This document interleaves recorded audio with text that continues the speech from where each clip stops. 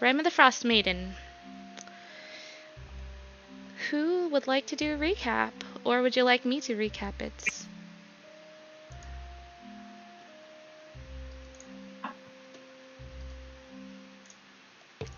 I would like someone who was there through the whole thing to recap it, please. Okay. Alright, I can recap it. So, on last session, the players made their way out of Caer Dineval. They mounted their axe beaks and they headed into the wilderness of Icewind Dale. Their travels went quite well, considering they went off the beaten path and were going quite literally through the wilderness. They all felt quite good upon finding their camp on the high ground and came to meet a fellow who is living here off the land. They all sat around the campfire, shared stories and scandals. The newfound mysterious friend quite enjoyed their tales, and everyone drifted off to sleep quite peacefully. However, before they drifted off to sleep, all of them, there was some sending and messages which took place between Charlotte and a couple of faraway family members of the party, one being Little Belle and the other being Dory's sister. And we're gonna go ahead and pick up with it being the next morning. You all wake feeling very well rested. You see the bubble of Liamon's tiny hut around you still, and peaceful sleeping sounds coming from your party members and your quirky newfound friend. And let me get us onto the map here. Here we are.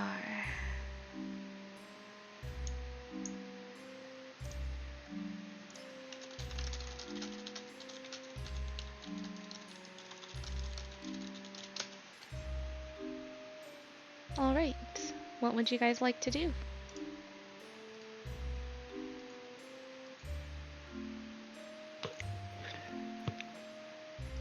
We were able to get a long rest in. Yes, you all got a long rest in. You wake up feeling very well rested. And you were waking in the tiny hut bubble there that Zarius had put up before going to bed.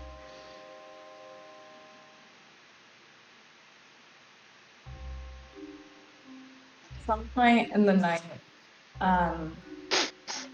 Dory tried to sneak over, doodle a mustache and glasses and double bites. You cannot use ideas I gave you. God damn it. I mean, Zarius' head is in my lap, so I feel like Do you allow this to happen, Charlotte? let's see.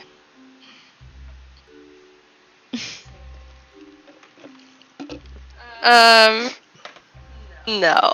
Okay. For my role, she would have put a hand out. What is it you're doing with that? I just thought it would be funny. Well, I don't. It might be funny, but it might not be the nicest thing.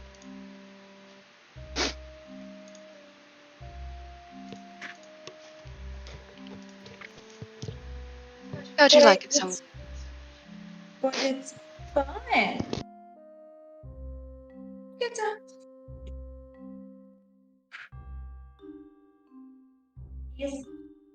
And Dory like gives you puppy dog eyes. Oh, sorry, I only got about half of that. Dory just goes, please, and then gives you puppy dog eyes. It would Well, be how? so much fun.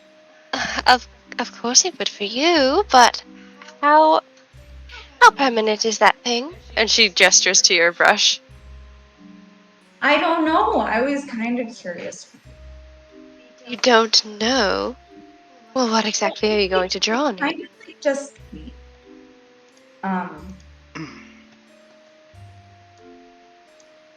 Does Dory know how permanent what it would be? To my recollection, you were going to draw a mustache, you said, correct? Yeah. It would be there until Zarius took it off, really, because it would depend on how your performance check went, basically. Like, if you had a worser performance, it's gonna look very kind of comical, like, very bad disguise mustache look. If you do if you're trying to go for realism there, I'll say that it's harder to get off. He'll be able to take it off though. Like, it's not like you're putting something permanently on his face by any means. Velasque says to do a curly Waluigi one. Oh my god. Dory goes, it's not permanent, obviously. I wouldn't do that if it was permanent. Well, I don't know. I don't know exactly how strong that thing is. Didn't this seem a bit permanent to you? And she tugs at her coat that you drew for her, basically, right? Yeah, but it's like a separate thing, kind of, you know? Like I don't think I can draw new things on people that already exist. That doesn't that would be weird. Can I please? All right. I mean, just this once, because you said I wasn't fun, so I'll let you have a little fun. Okay. And Dory, thank you for the suggestion. Waluigi, mustache, and Zarius. Oh. Do I roll? Yeah, Yes. go ahead and roll me a perception check or a performance check. I'm so sorry. 17. All right, with a 17, this mustache looks quite realistic. It is easily removed from Azarius's face, but this you've basically just created a very exquisite curly mustache disguise for your blue wizard friend here. It looks quite realistic.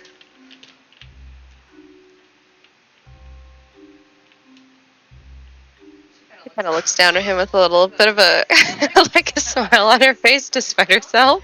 Like, kind of covers her mouth to laugh a little. Well, I can say with all confidence that I don't believe I'm into men with facial hair. That's a new discovery for me. Okay. Well, it's fun, right? It's a little bit fun. Dory just kind of like has a little skip in their step as they kind of tiptoe back to. I think they were curled up next to Snow. All right. You guys go ahead and finish your long rest. Is there anything anyone else would like to do? I would like to attune to the Wayfarer's charm. All right. Yeah, you're easily able to do that. You are attuned to the Wayfarer's charm. Just a couple points of clarification. I apologize. This can always be offline. No, The good. book. I have a couple things in my inventory that I'm just trying to double check. I had a book from Kadron's office. That was his spell book, right? Yes, that was his spell book. Okay. And we already divvied out the coin for Kadron's coin pouch, correct? I believe we did. Okay. I tried to have you guys divvy those out like ASAP. All right. I will delete that. And then there was Sefik's journal from Denev's Rest. Mm-hmm. And then there was also a locked book in there, right? And I don't think we ever got that one open. No, you haven't got that one open yet. Okay. After he attunes, I think he's gonna keep Sefik's with us.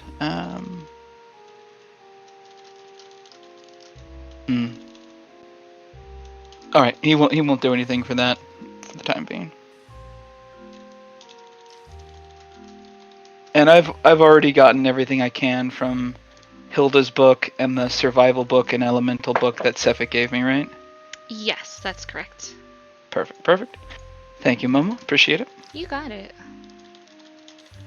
DM. Does anyone else? Let's see here. I think that's the only thing I'm gonna do. Do I feel this mustache on me when I wake up or not? Go ahead and roll me a perception check.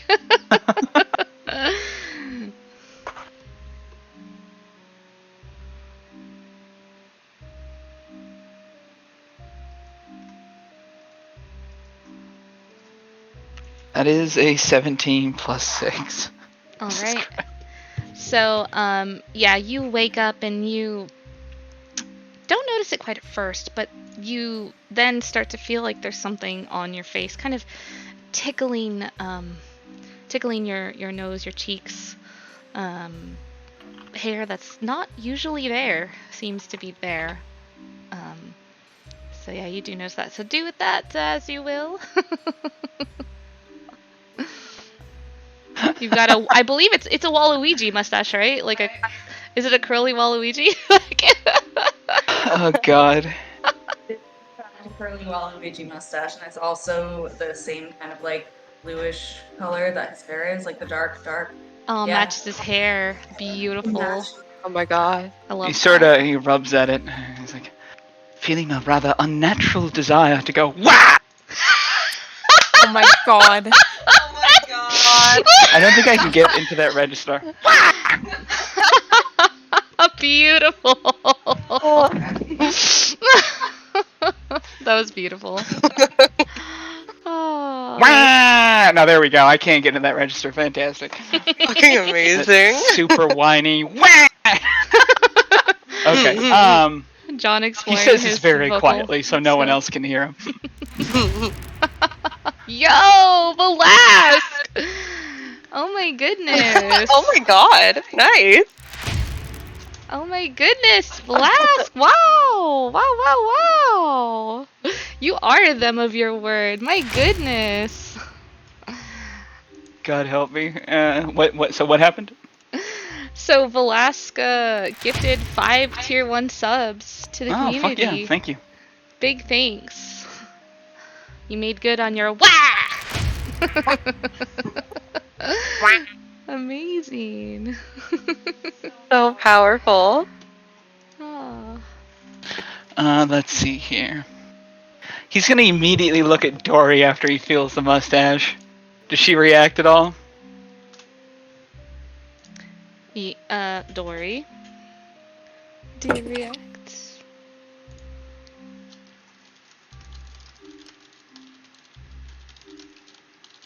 Time. What do you say? Sorry, I think you're right. I've been having like a little bit of like Wi-Fi spottiness, but I didn't hear what you just said. Oh, Zarius is looking at Dory like sort of picking at the mustache a little bit. Dory, is this you? And Dory like looks up, looks at you, looks confused. No. I didn't know you could grow a mustache. That's the thing. I can't. I'm pretty sure. The fact that I have any hair on my head as a Vidalcan at all is a minor miracle. Are You look over. Charlotte's shoulders are kind of shaking and she can't fully make eye contact with you. Are you in this as well? Oh, what? Oh, good morning, Zarius. Good morning, Charlotte.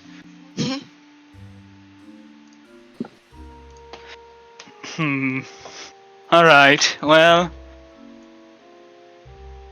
Maybe it's another minor miracle. Aura works in mysterious ways. I see. He's giving you both a look. Oh my gosh. I'm going to take the mustache off and Okay. pull out Kadra's skull and put it on that. No.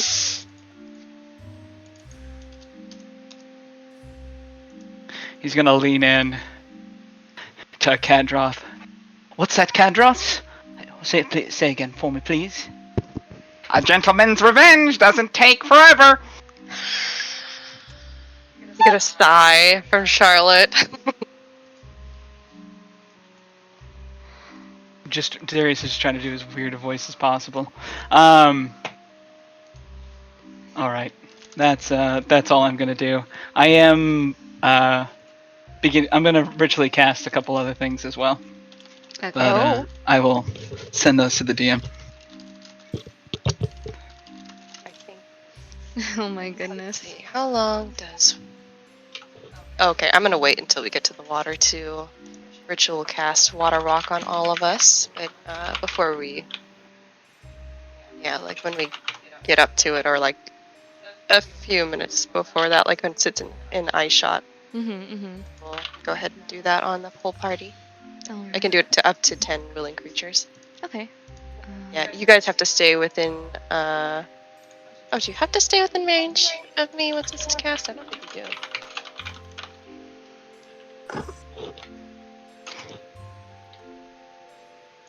It's the morning, right? It is the morning.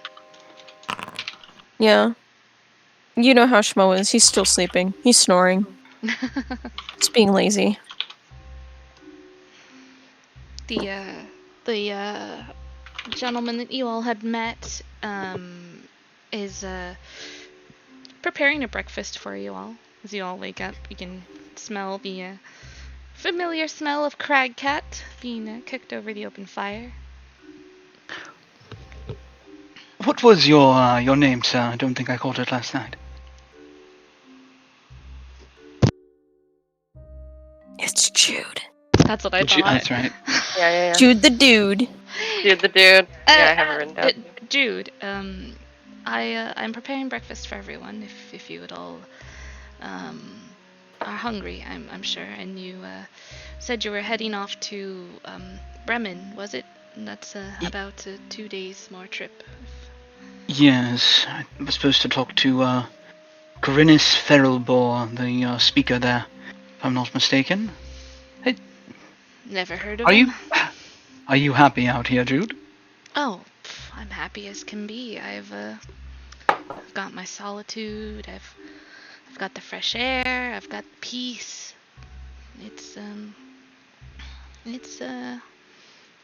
I'm filled with joy out here in the wilderness. This is where I belong. That's fair. Do you have need for a dagger or anything like that? I have several extras. Well, if you're wanting to part with the dagger, I'd gladly take it as a token of our friendship. A nice way to remember you folks. Absolutely. And here, I'll hand him one of 8 fucking daggers I've collected over the goddamn adventure. You're just going through your inventory right now, aren't you? I am. He takes the dagger. I don't have a way to access it when Foundry isn't open. I'm so sorry. Just hit me up anytime and I can open it for you. It's all good. It's not a problem. He graciously takes the dagger and He's like looking it over. Wow, this is quite a beautiful dagger. I will use it and think of you all kindly. You've all been wonderful companions for the night. I'm not usually a people person, but I've very much enjoyed your stories and scandals that you've all shared with me. It's You seem the good sort, and I hope the dagger protects you. If you're ever feeling a bit more entertainment, Koenig is where we will more than likely return to at some point, and there are other good people there who would treat you well if you have a desire for company. Well, I'll keep that in mind. That's where I can get those sticky buns that you all shared. Oh, dude, how well traveled are you? Do you think? I may or may not dispute your message sometime if you allow me. Oh, I am pretty well traveled, though I do stick to 10 towns. That's quite alright. I don't really see us leaving 10 towns anytime soon. I've thought of venturing out, but I thought maybe it's perhaps best I stick to what I know. Quite a lot of sense. You seem to be good at what you do. You see Dory, like, somewhere in the back, quickly making a flower crown with all the flowers they have in their bag. Oh. Wait, what is Dory doing now? They're making a flower crown, like, off in the back, really, really quick, like little daisy chain. Oh, okay. Got you.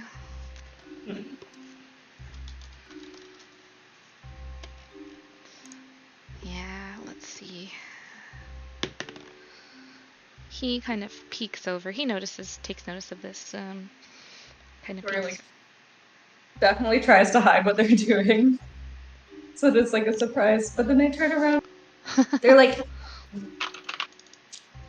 and they walk up and they hold it out to him. Oh wow. These. Where did you get these flowers? These are not. These are. I've not seen these around here. I made them. You made them? That. Wow, you must be some kind of a powerful wizard or something. I'm the most powerful wizard, and actually, I'm gonna tell you a secret. And Dory leans in. He leans in as he sees you, like, kind of leaning in for a secret.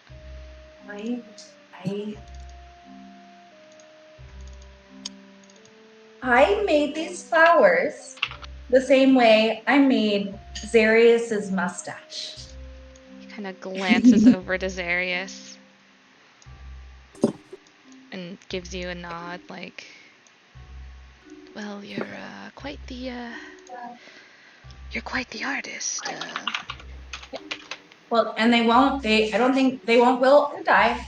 They're really cool, and I don't know, I hope you like them. Yeah, it's quite nice. I appreciate it. He takes the crown and he, like, puts it on his head, like, proudly. Dory smiles really big. Yeah, he genuinely appreciates, like, the dagger and the crown of flowers. He genuinely appreciates this stuff. He looks like he took these items, like, very graciously from you guys. He's just like, wow. Like, really loving it here. I'm sorry I'm not familiar with your speaker out in Bremen, but if there's anything you would like to know, survival-wise, anything to know about the wilderness out here, I could impart some knowledge on you before you head off. Do you have any general recommendations for survival or moving quicker through the wilderness or moving unhampered? my recommendation for that is it's gonna be better to move carefully than quickly, for sure. The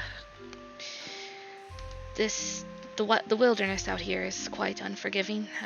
Any wrong misstep and you could slide down into a nasty crevasse or down the mountain or even into a frozen over lake. So my recommendation would be it's always best to prioritize safety and carefulness rather than speed, for sure.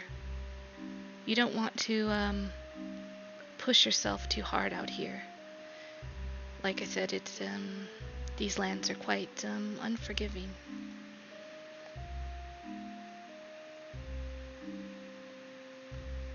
A lot of us don't even really get cold, so that helps, I think. Well, yeah, not getting cold is that will certainly help you quite a bit. Serious, just bundled in furs. Look. Yeah, getting cold is one of those challenges that we face out here, but I quite like challenges. So it's in the cold. I mean, I was born and raised in the cold, so it's not really been something of a problem for me. I'm glad to hear that you all seem to be accustomed to it in one way or another.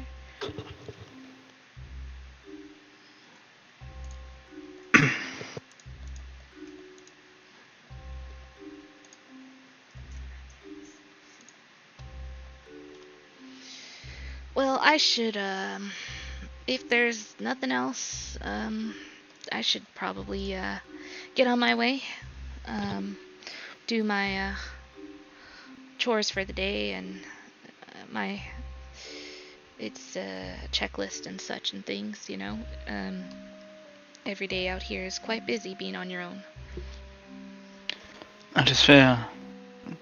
Pleasure to make your acquaintance, Jude. And again, if you're feeling like a bit of civilization, visit Kirkonig. Oh, most definitely I will. If I ever get an itch for those sticky buns or good conversation, I'll make my way to Kirkonig, and I'll leave a note for you all there. Is there a particular business, inn, tavern that you recommend? The Northern Lights is comfortable, warm, and has good food. If you're feeling a bit rowdy. The other one that John can't remember the name of right now. Hook, line, and sinker. Thank you. The Hook, Line, and Sinker. That's mainly for drinking and arm wrestling and carousing, however. I guess no fishing goes on there, huh? Fishing of a different kind, perhaps. Mainly for patrons. Oh, not my kind of fishing. Alright, I'll probably stick to the Northern Light. Quite like the name of that place. Has a nice ring to it.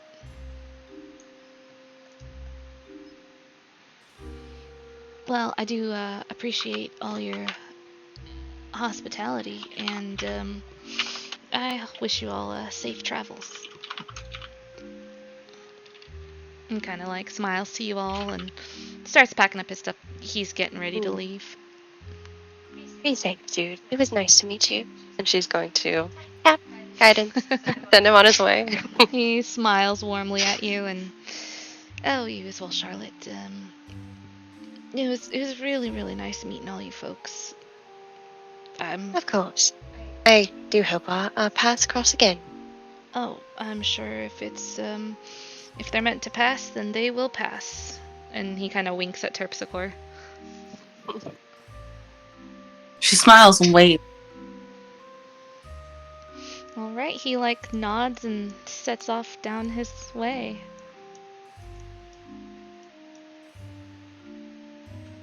Snore. Oh no. Face snow. Shmo?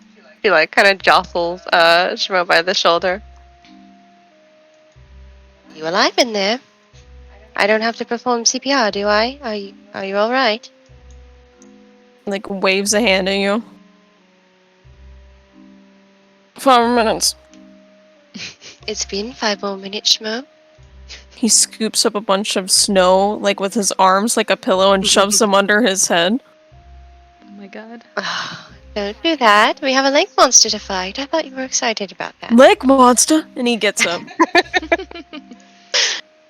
That's more like it. Shakes off all the snow and stuff. Well, what are we waiting for? Let's go. Lake Yes. monster? Probably not for... probably not even today, though, right? I mean, if we hustle, who knows? We have a few more days of travel at least, if memory serves. Yeah. Mistral kind of yawns, stretches out her big form. Yep, that's right. 2 more days. Terpsy, can I ride with you again? Of course you can, Mistral. What kind of question is that? Gosh. She like hops up and excitedly like runs over to the axe beak, grabbing a piece of the crag cat meat as she like anxiously waits by the axe beaks. Carla does her due diligence and just hands her portion over to Schmo. Oh my god, he was literally going to just grab your portion anyways. Don't be rude. I was going to give it to you. I know. That's why I was gonna take it for myself to save you the trouble, but... Well, I might want one of these days. You still have to ask. You know, that's fair. He's already cramming it in his mouth. All right, Cupcake, let's go. And she's going to hop onto her own axe beak. All right. Do you all hop on your axe beaks and head off? Yeah, I will. All right. I'll feed my XP whatever leftovers I have. Okay. Look, I fed you. No fuckery, alright? Schmo tries to make more peace with his and feeds a bit of crag cat to Chowder. God, they've acquired the taste for meat. It's the blood of your enemies. I know he's probably not a druid, but Jude the druid is now my my NPC name. Oh, I like that. I thought he was a ranger, but I like that more. Oh. Shapeshifts into an owl and pieces out. Dang. Right. Oh. Shapeshifts in a dinosaur, runs.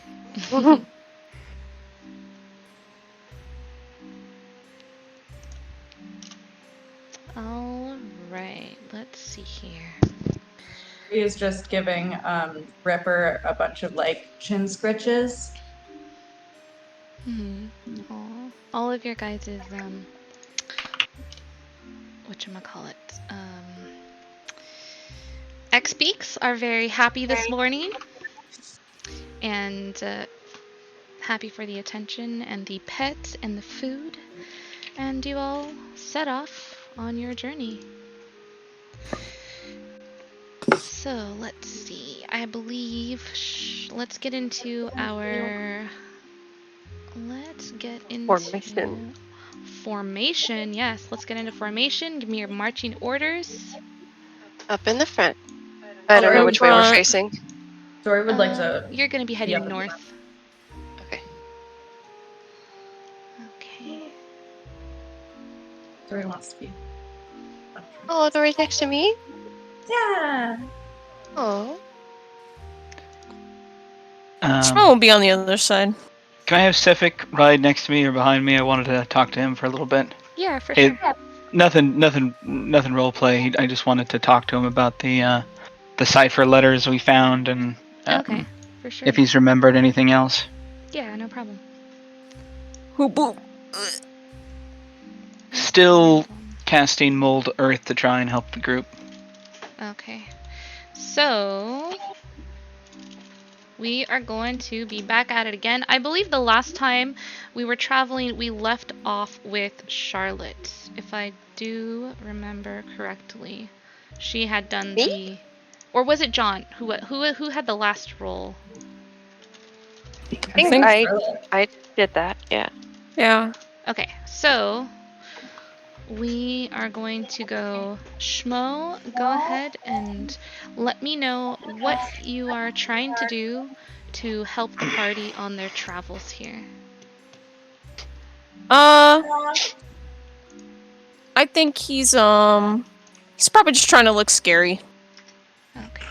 But also like look around at things. Could I only pick one of those? Yeah, you'll pick one thing that you're doing. He'll try to look scary. Okay. Go ahead and you're trying to like look scary to fend off any beasts or fighting, right? Yeah, big scary. Am I allowed to use question? Yeah. This is just a question. Am I allowed to also use my strength to look scary? Are you like trying to look big and strong scary, or are you more so like trying to look intimidating scary? Are you trying to like display your muscles and your strength as you're doing this? Like, if you want to use your strength, you certainly can. Just let me know how you are doing so. Like, if you've got like your flail out and you're just maybe like, flailing it around, trying to, put I'll a do that. display of like strength to any. Yeah, I'll do that. That sounds cool. Okay, so swingy. Go ahead and roll me in athletics check. I don't have my lights on. It got dark.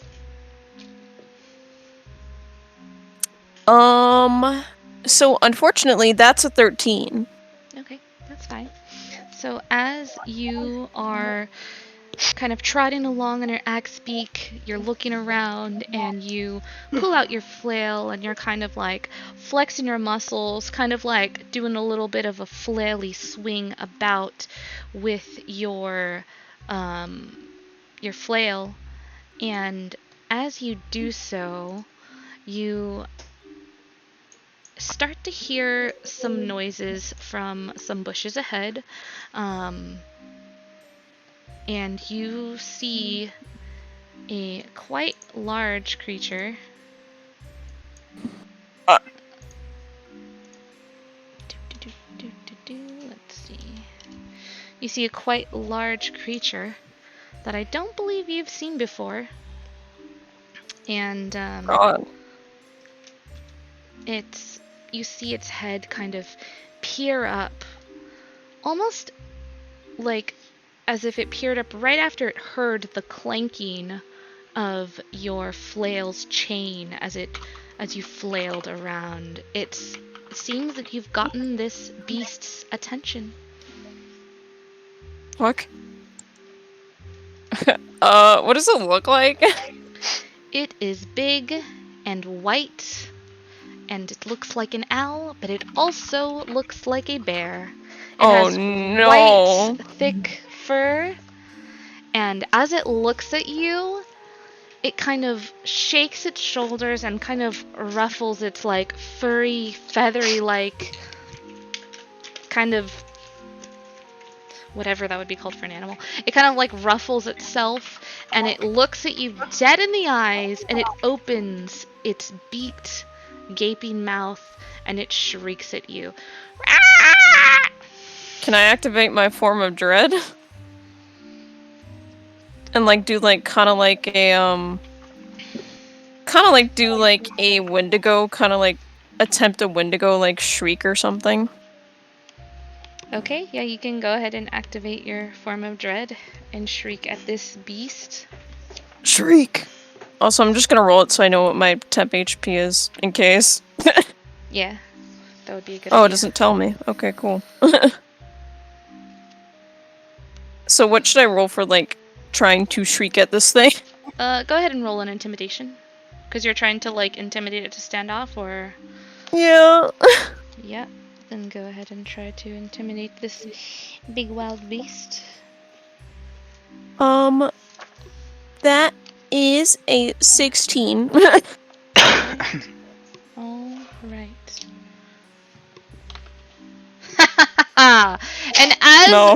And And as your form of dread, this shadowy Wendigo form, kind of, you all see like half of Schmo kind of gaining this shadowy skeletal form. And you hear this loud, intimidating shriek come from Schmo. Not a sound you all have heard him make before. As this shriek is made by him, you watch as this owlbear gets up on its hind legs and roars loudly. And as it does that, you see two other owlbears appear. Oh, this is great. Peeking up from the bushes as well that you see ahead. And let's go ahead and roll initiative. Schmo looks back at the party like with a nervous smile, like, sorry, I tried. I rolled a 20 for the owlbear, so... Oh shit. Charlotte's eyes are like wide hearing you make this noise. I was like, this owlbear is definitely not scared, but definitely is, let's see. Alright, that's only a 9. Pop that in there. Let me do this. Was an 18, Most says but it Rolf popped XD. out. Combat, there we go. I was like, come at me, bro, but his like voice cracks in the middle of it. Bro. Come on. Come at me, bro! Let me know if you need me to adjust anyone's initiative as well. I have it so you can roll initiative in Foundry, but I can adjust if need be. Oh, PogChamp. I just rolled my real life dice. Okay. What was yours, Charlotte? It's only a 9. God, I wish it was a 17. I'm turning my light on, because it is dark in here. I do need to update my stats on this, though. Even though I used... Oh, also, I should roll for what my temp HP was for my form of dread, right?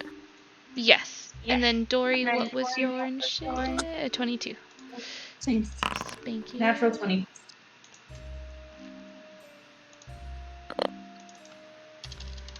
There we go. Let me get us music.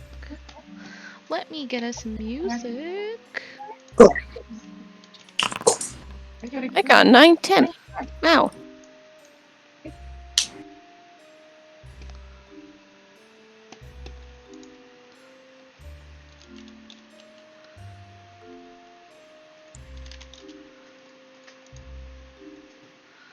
We are going to do...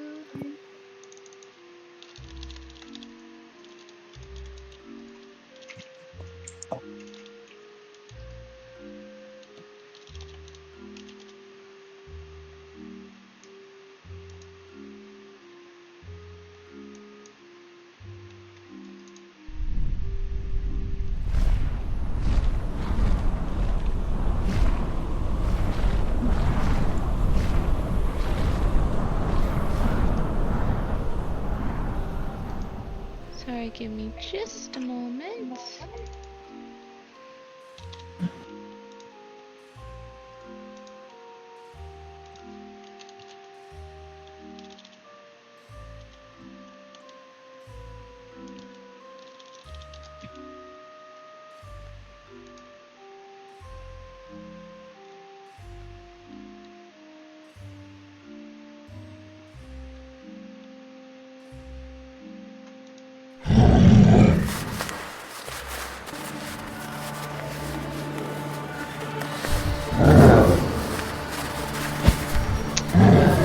I don't actually won't be able to do that. I was going to be using Sirenscape, but I don't have it so you guys can hear it as well. So we will save that for next time. So sorry about that. Okay. Let me get the music. Let me get fight music here.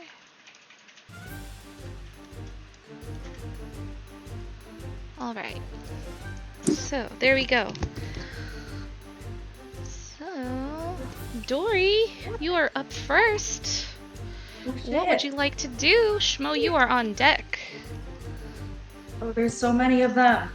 There's 3, yeah. Oh my goodness. Okay. 3 new friends for the best friend club.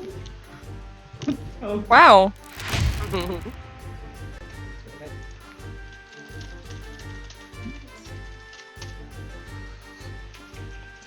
And we've got a bardic inspiration for Schmo. Oh my god. What's a fan of Schmo? Oh my gosh. I know who it is. Gamer Guy 71. Yeah. You gotta I know who that is.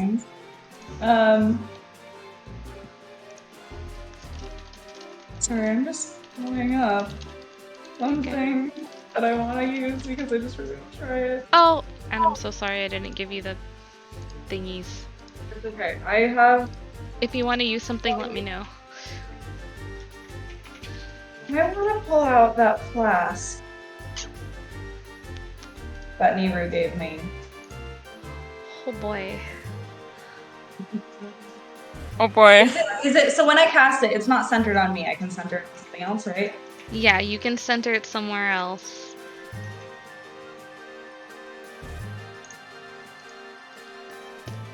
Oops. So, you'd like to make a storm? I would like to make a storm. All right. So that is going to be. That's a 20-foot radius. So let me know where you. Oh, it is centered on you. Just kidding. Oh, it is centered on me. Centered on you, yes. Okay, never mind. Okay, never mind.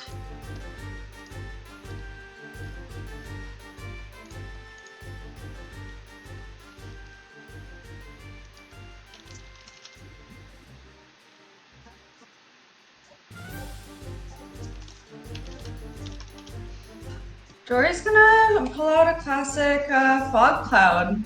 Okay. And drop it on top of the 3 owl bears and make it hard to see. All right. Let's get us a fog cloud in here. Cloud. Cloud. At 3rd level. Okay. So it increases by 20 feet, so now it is a 40-foot radius. 40-foot radius, you got it. Just Let's do this. So the range is 120 feet. So I think I should be able to get there. Yeah. 40 feet, you said? Yeah, it's a 40-foot radius, so it's gonna be a big circle. Okay, let me do this. This is gonna be 40. Oops, 40. 40, and it's gonna be a fog cloud. Fog cloud.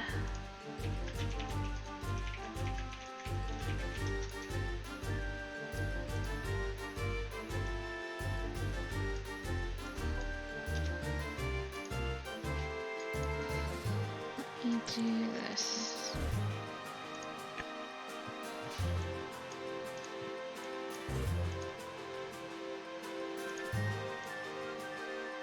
What color would you like your fog cloud to be? What color? Yeah. Ooh, vape cloud. Dory is going to make it like dark purple with kind of like lilac undertones. And if it's possible, I kind of want it to like shimmer in the little bit of morning light that we've got going on here. You've got it. Oh my Right. goodness. There is your fog cloud. Let me just check the measurements here. Oops.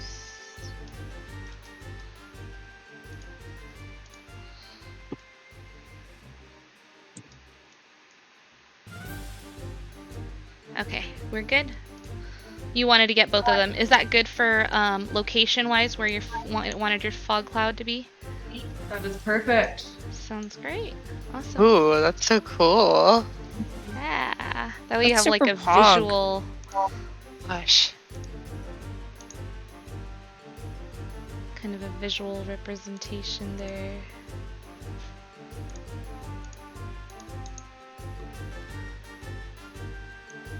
And then, yeah, and then they're gonna start running. Is there a different speed when we're mounted on the axe beaks? Yeah. If you're gonna stay mounted, there is a different speed. They are 40 feet. Okay, Dory's gonna run 40 feet.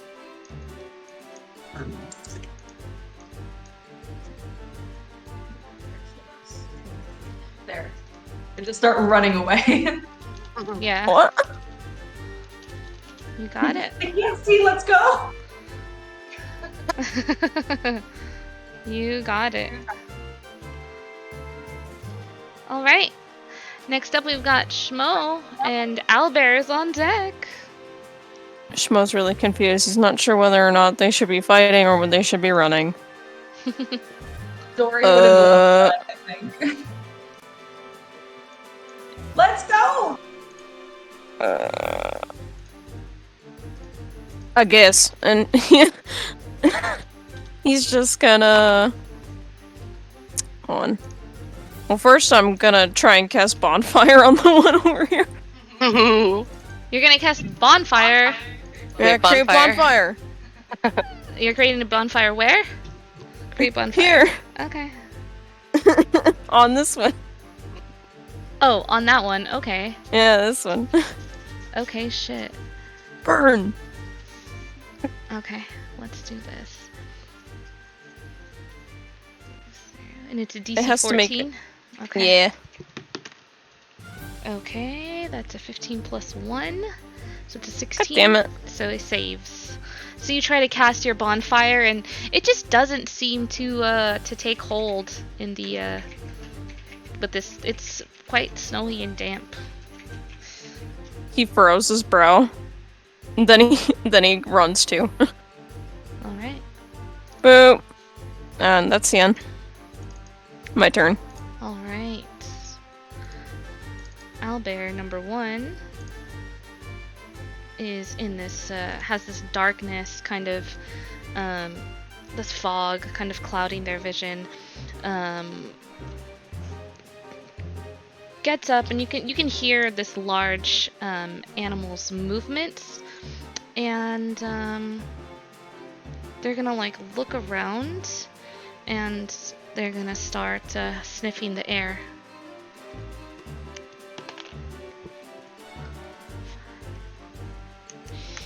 Okay, so they were not able to successfully smell where you guys are at.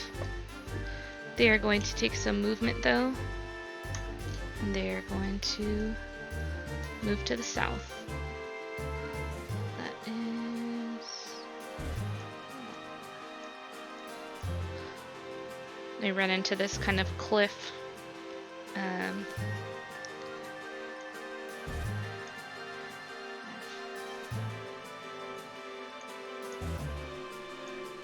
And they're able to what was that?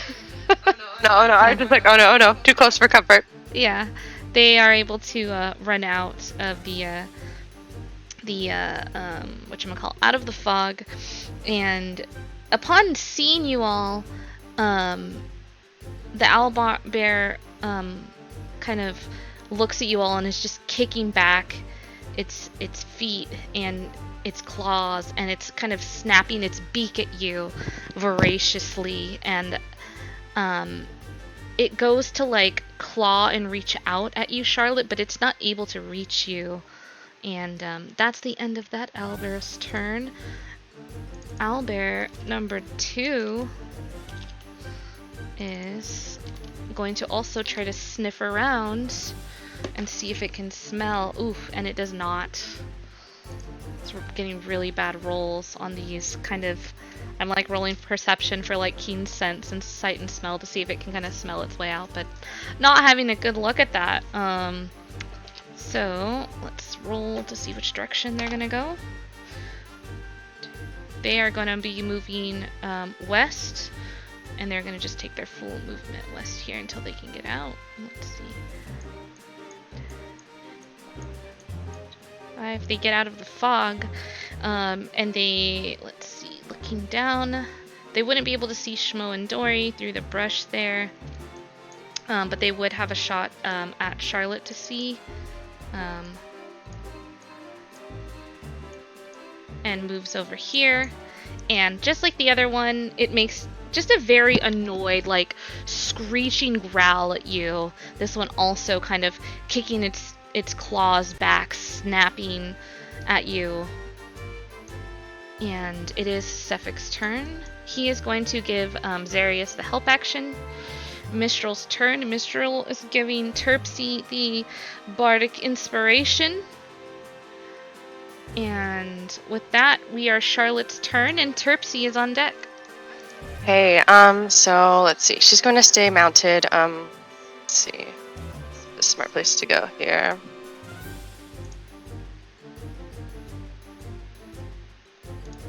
I could get over there. I'm going to stay here though. So she's gonna ride on up with her axe beak. Like kind of raise her warhammer as she does so, and she's going to cast Spirit Guardians. This is for the very first time. You see these little like it's like tea saucers and like inanimate like objects like little tea cakes, little like sandwiches, all this kind of stuff floating around. Like someone like just took a tablecloth and like you know, threw everything up into the air at afternoon tea time. And that's floating around her. Let's see. She's going to designate all of her allies aren't affected by this, but these owlbears are. And let's see. So when they start, when the owlbears start their turn, they are their speed is already halved, and they'll have to make a wisdom save or take damage. Your spirit guardians is just Fantasia summoned into existence. Literally, yes. And that's 15. Yes, that's exactly. 15 feet on you, right? It's a 15-foot radius. Let me do this for us then. Is that a real sandwich? Just flown in the air? Oh, that's very bright. Sorry. Whoa. Let me turn that down a little bit. And she's going to take a strike at this owlbear in front of her. Both hands on these warhammer as she like leans over her axe beak at it. Huh. That's only a 10 though. Okay. Oh, could I? Yeah, no, I'm not gonna use my channel divinity yet. That's fine. Okay. And that is your 15 feet radius there you got. And you said you rolled a 10 to hit? Yeah, I don't think a 10 hits, right? No, a 10 does not hit. Yeah, I rolled a 3 on my dice. Oops. But yeah, that's my turn. Alright. He like kind of looks back at her, the satyrs in the the trees, like protectively. Gives them the smile. Alright, is that your turn? Mm-hmm. Alright, Terpsy, you are up, and Zarius, you are on deck. Alright, Terpsy's gonna come and help Charlotte with the owlbear over here. And we're gonna slash at it. Right here. That's an 18. An 18 hits. Go ahead and roll that damage, and you do have your bardic inspiration as well.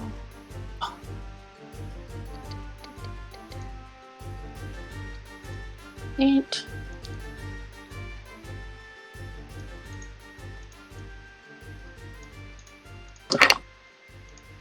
It's a lot of dice.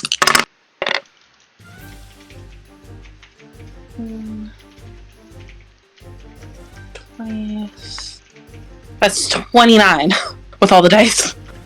Oh, wow. Alright. 29. So, you slice out. And are you using your regular dagger, or are you using your special dagger? I'm using my +1 rapier. Oh, wow. Beautiful. Okay. So, 29 dammies, right? Yes, ma'am. Alright. You reach out with your rapier, and you slash at this owlbear.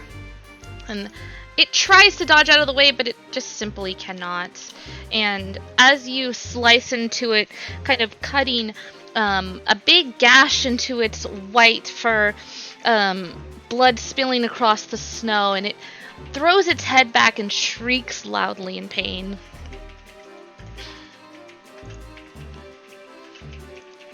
Would you like to do anything else?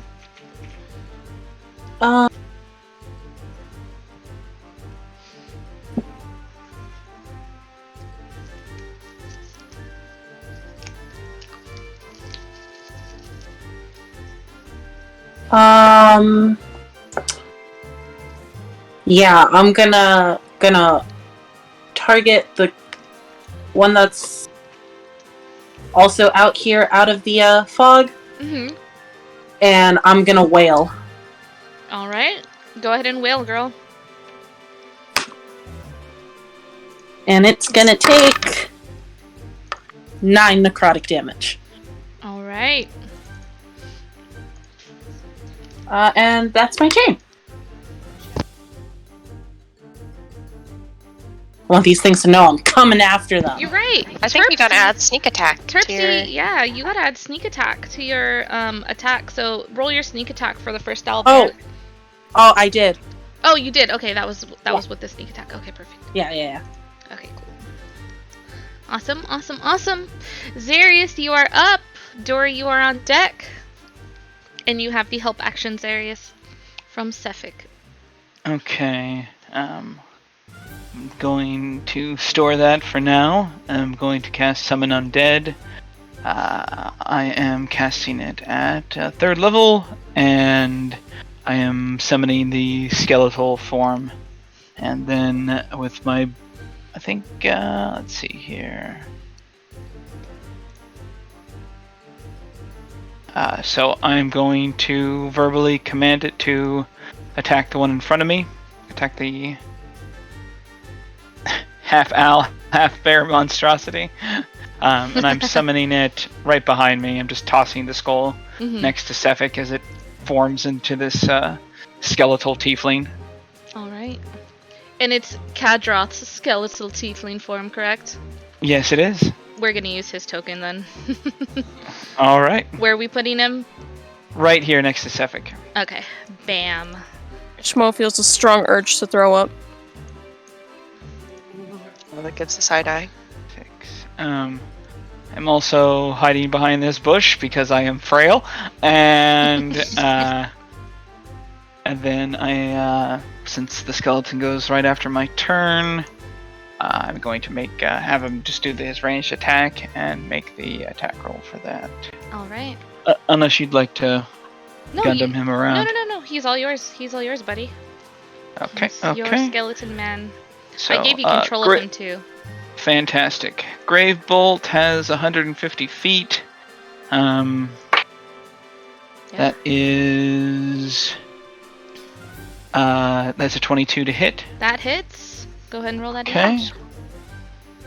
So, that is 1 plus 1, fuck, plus 3, plus 3. So, 8 points of necrotic damage. And I am just going to have the skeleton. I cannot control him. Okay. Let me know if you want me to move him somewhere. Yeah, I'm just going to have him tromp through the snow to diagonally sit next to me. Just 1 square to the right of me. Okay. Or 1 square down to the right of me, yeah. Bam. Thank you. And that will end my turn. All right. Owlbear number 3. Oh, wait. Did I? Oh, oops. I moved the wrong owlbear. Well, that's fine. We'll do this guy then. Okay. Sorry about that. I mixed my owlbears up. Owlbear that is in the fog still is going to go ahead and lift up its little owlbear nose and sniff around, and ooh, that is a nat 20, baby. I'm gonna say he's able to sniff their way out of this fog. You see this owlbear coming, just running full charge out. Take that dammies. Yep. Go ahead and what's the damage? All right. So he has to make a wisdom saving throw. All right. Wisdom save. That is a 8. To borrow a d8. I think that doesn't save. Okay, that fails. Can I borrow a d8 from you? Yeah. So he's gonna take 3d8 radiant damage. There's 1. Do you need another one? No, I'm good. Okay.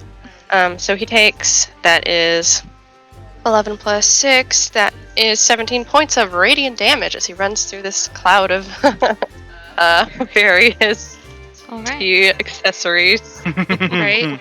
So yeah, runs out, was not expecting that. Gets kind of sliced and diced by the teacups and tea plates and looks over to them and sees them kind of swirling about you. And as they see this and they just got hit, they raise for a claw attack. 6, 7, 8, 9, 10, 11, 12. 12 does not hit you. Nope. Goes to get you with the beak. And that does not hit as well. This thing is just like so angry it just can't. It was able to sniff its way out, but this thing is so angry that it just can't see straight and is just whiffing over at you. Perfect. Eyes on me. Looks at you and it looks angry and it's kind of just throws its head back and shrieks. Dory, it is your turn, and Shmo, you are on deck.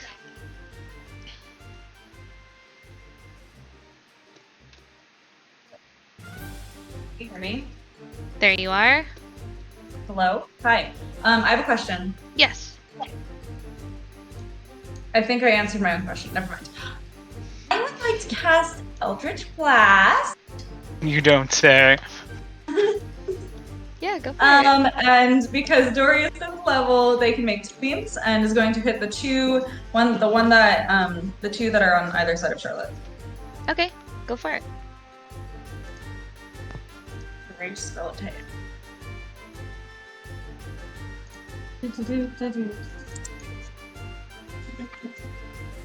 That is a 11 to hit. Mm. 11 to hit, you said? Yep. 11 unfortunately does not hit.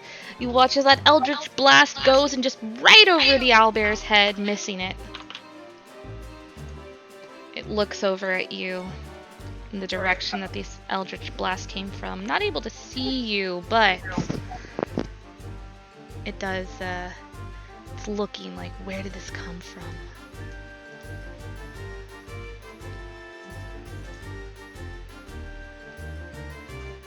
I think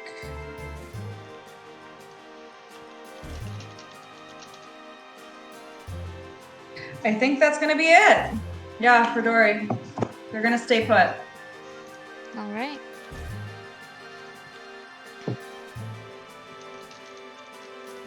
Shmo, you are up. And we've got owls and NPCs on deck, and Charlotte is next. Okay. I'm first going to. I'm a cast Hex as a bonus action. On. I'm just rolling it first, but. You're not gonna flirt with the owlbears? I'm surprised. No, man, no. Oh my I'm God. sorry, man. I don't swing that way. I'm gonna do it on He's a fighter, the not a furthest bard. one over here. This one. This one. That one. Yeah, that one. Okay. Go ahead, and we've got Hex on this one. Let me go ahead and get a little marker on this guy. Yeah, and if I have fair. to pick a ability, I'll just do Strength. Okay. Oh, please okay, go and then I'm just wrestle an gonna- owlbear. Yeah, Yeah. wrestle that bear. Yeah, I'm gonna wave by the door and just waddle over here. By the way, I'm not on my X beak. I got off of it over there. Okay. I don't want my baby to die. And then I'm just going to I'm just gonna do that. flail. Alright. Go for the attack. I'm gonna use my bardic. Yo, this is tragic. No. An 11 unfortunately does not hit. Shmo tries not to cry. Oh man. Alright. And I believe that is your turn. We rolled the Yeah. same shit That's roll. all I can do. Okay, sometimes it'd be like that. Have a Sometimes plus it do. Hadroth. Alright. Owlbear number 1 in front of Charlotte. Make me a wisdom save. Quite angry at you. He's gonna go ahead and make a wisdom save, and that does not save. Dick. Alright, I'm gonna roll my. Oh, that's a silly D10. Get the hell out of here. Alright, so that is a 10 radiant damage total that he takes. Okay. Swirling around. Hits him in the head with a saucer. Clunk on the head, bonk. Kind of looks at you, shakes its head. He's like nodding, like, yes, look right here. I am the source of your problems. Hello. Swiping at you. It's missing, but it's just like threateningly swiping at you. Alright, so it's gonna go ahead and make its attack. It's gonna reach out its claws and go for you. And that does not hit. Damn. I think this owlbear's concussed. I mean, Oh man. That's a wonderful DM phrase. I think this owlbear is concussed. a 26 okay. hits, I believe, though. Yeah, that super hits. Okay. So it goes to hit and it just misses. It just kind of shakes its head. It's just been clunked in the head so many times with these teacups and teapots. Goes with another claw attack, and this one does strike true, and that's going to be 2d8s. 5, 10, 15 slashing damage. Yuck. Alright. And it kind of snorts at you, kind of gets in your face, and it's just like really like looming over you. This creature is large and just scary. Large and in charge. It is large and in charge. It would be cute scary, if it wasn't attacking small and you. scary. And that is that owlbear's turn. This owlbear that is friends with it over here, seeing let's see, you know, let's do this. Oh, 1d boop boop badoo. She's going for Schmo. All right. So, seeing you, Schmo, right up to the owlbear friends. This one makes its way over to help. Oh wait, can you roll a yeah, wisdom yeah. save for me? Yeah. That doesn't save. Sick. Well, I rolled low. Let's see. That's only 8 points of radiant damage, 8. but I get to make a opportunity attack. Yeah. 8 points is 8 points. You do get to make an opportunity attack. Yeah, I'm gonna do that. That is a. Oh my god! I rolled the same damn roll. That's a 10. That don't hit. 10 does And not beat the hit. team. You watch that owlbear just like run over here, and it swipes. Golly, that is unfortunate. Goes for a swipe. Charlotte. I believe that hits. 18 plus 7 hits. Oh yeah, of course. Yeah, let's see. That's a 1. That's a 6, 7, 8, 9, 10, 11. That's 11 points of slashing damage. It goes in for a beak bite attack. That does not hit. That's a 2 plus 7. I'm not delicious. No, it was not delicious, the owlbear said.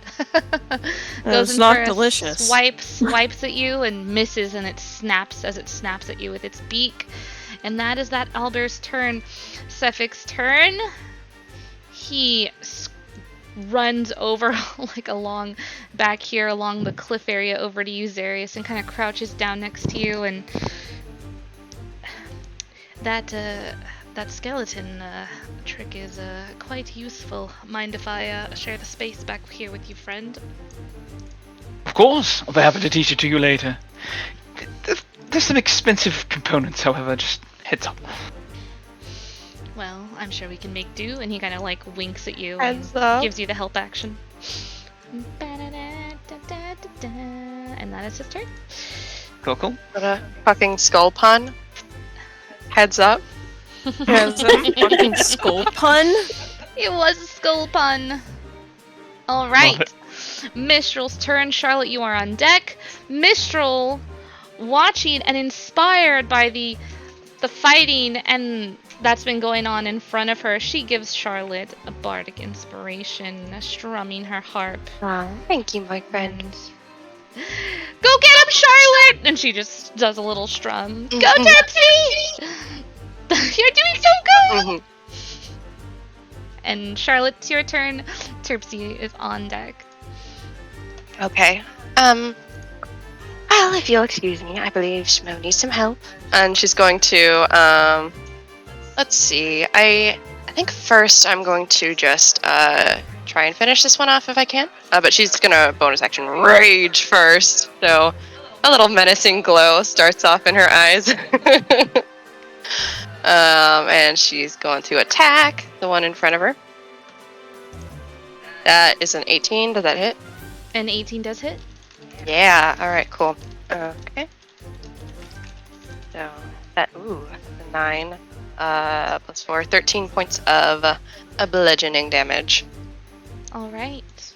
How does it look? That was, what was the damage Oh, again? 11 points actually, because I'm raging. 11 silly. damage? Yeah. This thing looks bloody to heck, man. It's barely able to stand. It kind of keeps struggling, trying to stand up, and it just Looking for can't. royalty-free music? Damn. Check Okay. out I think you have this one. She's going to over here. I'll take an opportunity attack if it wants to. Okay, opportunity attack. Oh wait, could I? That gets all of them. 14, 15, 16, 17, 18, 19, 20, 21. Does a 21 hit? It does because it. I'm doing two-handed. Oops. I need a D8. Bloop doop. But I didn't take half damage now. 8, 9, 10, 11, 12, 13, 14, 15, 16, 17. That is 17 points of slashing damage. What's As you that try half? to run away, it reaches out. Let me get my calculator. And you take 7 points of slashing damage. Okay. Or 8 points of slashing. Wait, 8 points? Yeah, because it's 8.5. Yeah, so you take 8 points of slashing damage. Alright. She's looking a little bit fucked up, but she's still going. Alright. Is that your turn? That is my turn. Terpsy, you're up. Zarius, you are on deck. Alright. Alright. Let's slash it. Go for it, girl.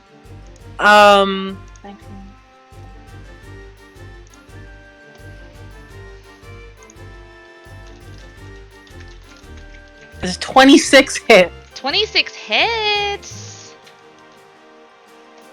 You get it. Roll that damage. Although, unfortunately, you don't have an ally nearby, so no sneak attack damage, but damage is damage, so get it. That is A-okay. It does 10 damage. Alright. Tell me how you slay this most magnificent beast. I'm gonna jump on it and get it right in the jugular, right in the throat. You got it. You guys watch as Terpsy jumps on this owlbear and just, with so much skill, just reaches down her rapier and just slices its jugular, blood spilling out into the snow as this large monstrosity of a beast falls into the snow, creating a dust of snow around it as it falls. And it is defeated! Would you like to do anything else? Yep, I am going to move up. I'm using the wrong. To this owlbear over here. Ready to go. Let's go. And that's my turn. Okay. Zarius, it is your turn. Dory, you are on deck. Alright. Which one of these two look the most injured? Of the two owlbears? The one closest to you. Okay. I'm just going to step out. Launch a firebolt towards it. That is 16 on the dice, and 16 hits. Okay. So that's 2d10. That's a 1, and that's a 10. So 11 points of fire damage. I have no bonus actions, so I'm just gonna have my skeleton launch a bolt at it. That becomes more important. That's a 7 on the dice. To hit? And say again? Oh, is this to hit for your skeleton? Yes. I'm just trying to check my Oh, you're good. spell attack bonus. Should be intelligence plus proficiency, so that makes it a 14 total to hit. Okay, 14 total does hit. Okay. 4 plus 4, 8 plus 3 plus 3 brings us to 14 points of necrotic damage. Alright, 14 points of necrotic damage. So 25 points of damage total. 11 fire, 14 necrotic. Alright. You watch as this fireball comes out, followed quickly by this bolt. the owlbear catching on flames screams and starts to kind of like trample around in panic, and then the bolt comes striking through the air right into the back of this large beast. This is looking very bloodied. Alright, that will end my turn. Alright, it is Owlbear's turn. Owlbear to the north is gonna go ahead and make a chomp at Shmoo, and that does not hit. Makes a swipe. 7. Does a 14 hit? I don't think so, but just checking. No, it doesn't. Swipes, makes a chomp, misses, makes a swipe, misses again. My dice hate me tonight. That is its turn. Dory, you are up. Shmo, you are on deck. Don't worry, we love your dice tonight. These are from John. These are the DM dice that John gave me. Player's friend. I told you they're cursed. They're usually good. Your dice. I crit you 3 times. Your dice can feel your love for all of us, and it doesn't want to roll high. Aww. So sweet. I'm gonna put a positive spin on that. Cast Eldritch Blast again. Go for it. At the 2 that are engaged with Shmoo. Meow. Meh. Go for How's it. a 21 hit? A 21 does hit. Roll that damage. Okay, it's what? D10. So, yeah, it's 1d10 per which one. So, the first one, which I'm going to do the one that's closer first, Okay. gets 3 damage. 3 damage? Mm-hmm. Okay. And then with its further. The other one also gets 3 damage. Alright. The Eldritch Blast goes out from above over the bushes, hitting both of these owl bears, and they don't seem too bothered by it. It does strike, but they are still glaring quite angrily at Shmo and Charlotte, and now looking at Terpsy, who is also joined them on the front lines. Oh, that bad boy just started his turn? This is Dory's turn. Oh, so, Yeah, okay. Dory's I see gonna- the owlbear and the combat tracker selected, so I was like... Dory's gonna... Sorry, this is the wrong one. Dory's gonna run up, it's 30 feet, Mm-hmm. up to, up next to Shmo. And, did we decide that ramming was a bonus action still? Yeah, you can ram as a bonus action. Okay. Dory's gonna, like, frustratedly hop off their axe beat, run as fast as they can through the bushes out into that first owlbear and try to ram them. Alright, go ahead and roll. Mo puts a hand on his chest like, oh. Kind of yelling and screaming, and I Ah! also have first dice tonight. I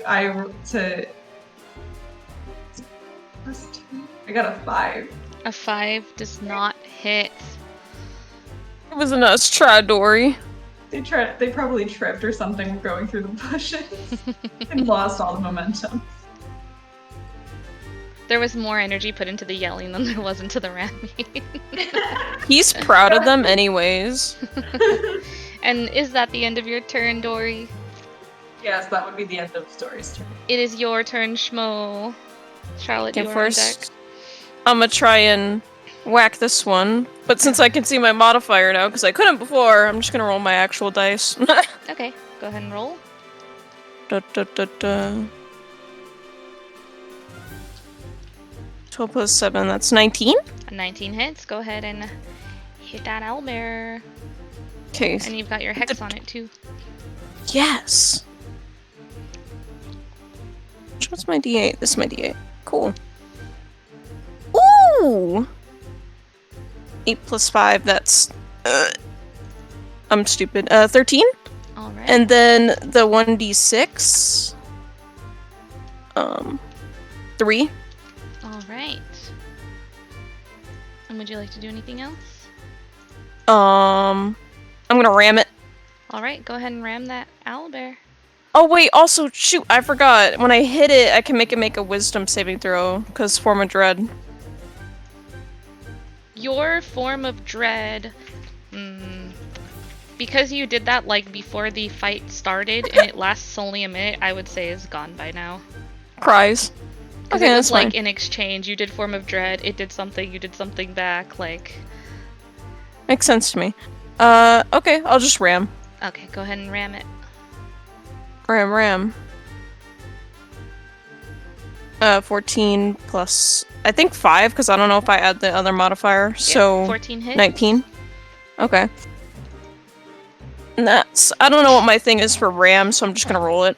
I don't know what my damage is for it. Alright. So 5? 5 damage. You go ahead and you ram this owlbear. It's still standing. It looks hurt and very angry. Very, very, very angry. And with that, it is owlbear's turn. The owlbear... Say. Yes. That is a 17 plus... Okay, that one makes it, so it takes half. I did roll 16 plus 3.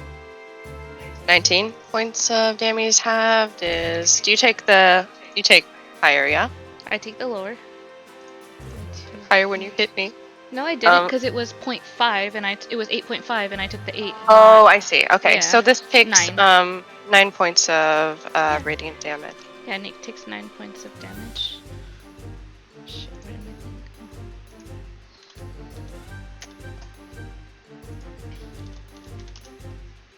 go? Alright. It takes that damage and this owlbear's got blood coming out of its mouth. It screeches out as it takes this damage and it goes to swipe at you, Dory, who had just rammed it. 13, 14, 15, 16, 18, 19, 20. Does a 20 hit? A dirty 20? Yes, it hits. 4, 8, 9, 10, 11, 12,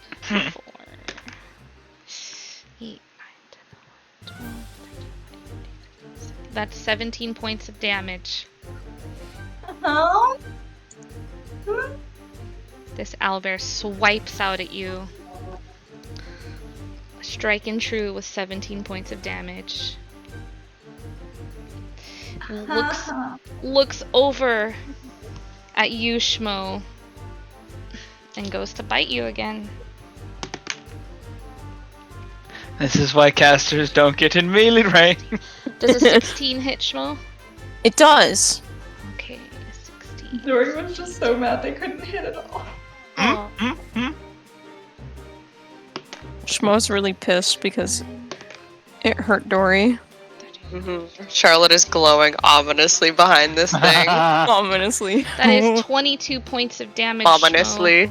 Schmo, as this Okay. owlbear reaches out its neck, snaps down on you, taking a bite out of you. Really like the taste of Seda, don't you? Rah! Yeah, that's what I thought.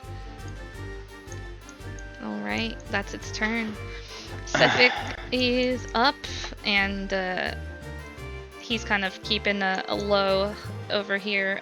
Help action to Zarius. My body and me. And with that is Mistral's No turn. complaints from me. Oh. Wow.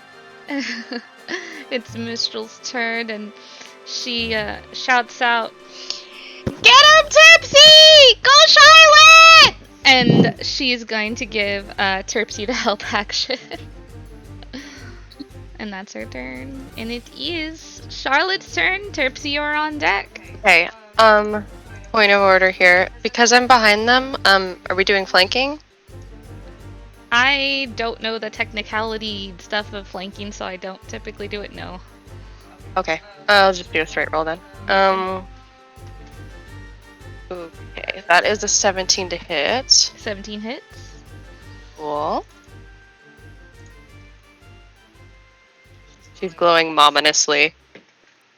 Oh shit. Okay, that's an 8 plus How are 4. you ending this owlbear? Oh How are you making this owlbear pay for the damage that it's my done to your God. friends? Yeah. She usually doesn't talk when she's raging, but on this occasion, she kind of like on her axe beak raises her hammer, her war hammer overhead, and just brings it down. She says, "This was a mistake," and she smacks the shit out of it. Oh my god. And you, Schmo, and Dory watch as this owlbear gets thudded in the head with this hefty warhammer. Mhm. Its eyes just roll back into its head, blood coming out of its mouth. It falls to the floor in front of you, kicking up a snow dust as it lay there in the icy snow, taking its last breath. Mhm. And she's gonna move and use her bonus action and War Priest to strike at the other one. You got it. That is a 19 to hit. 19 hits. Yeah. All right. Hey, lady, let's go. Ooh, that's 13 points of bludgeoning damage. 14 points. 13 points. Okay. She just lets out like a war cry as she's just slamming her warhammer. She's like frenzying right now. Angry. Alright. She's angry. She saw Dory get smacked and then Shmo get smacked. Yeah, you not her going- satyrs. Going for Not her the boy. hit, and this, Yeah. you guys watch as this owlbear's head just gets like knocked upside the head with this warhammer, blood just squirting out of its mouth. Ah! And it looks over at you guys, just like hurt and angry. This thing looks hurt. And with that, Terpsy, it is your turn, girl. Alrighty, we're gonna move closer to this last owlbear. And we're gonna go for it again. 24. 24 hits. Roll that damage, and you've got your sneak attack because you've got friends. Got the power of friendship.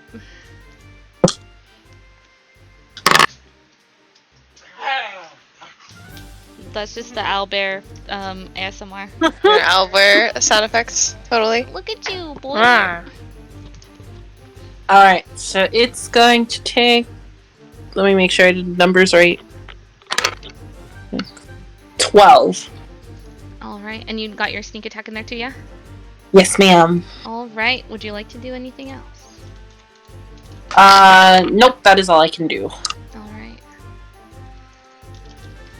Zarius, it is your turn. You watch as Charlotte, your flame, has just terminated this owlbear most unforgivingly. And Terpsy has made quite good work of the other one that's attacking at Schmo and Dory. It's hardly able to stand up in the snow. It's got blood coming out of its mouth. It's struggling to stand and swipe its big claws at your party members. What would you like to do? I'm sending my magical bolt of fire towards it. Let's do it. That is a 14 plus 8. That That hit. brings us to 22 to hit. That hit. 2d10. God, that's another 1. 5. That's 6 points of fire damage. Alright! Okay. Tell me how you strike down this most magnificent beast of owlbearly. Oh, I am waiting for it to turn its head back towards one of my party members and then sending a firebolt singeing it through one ear and out the other. You got it. You guys watch as this Darius sends out this fire. Kind of sends it high almost at first. And it comes down and falls down upon the owlbear, igniting it on fire.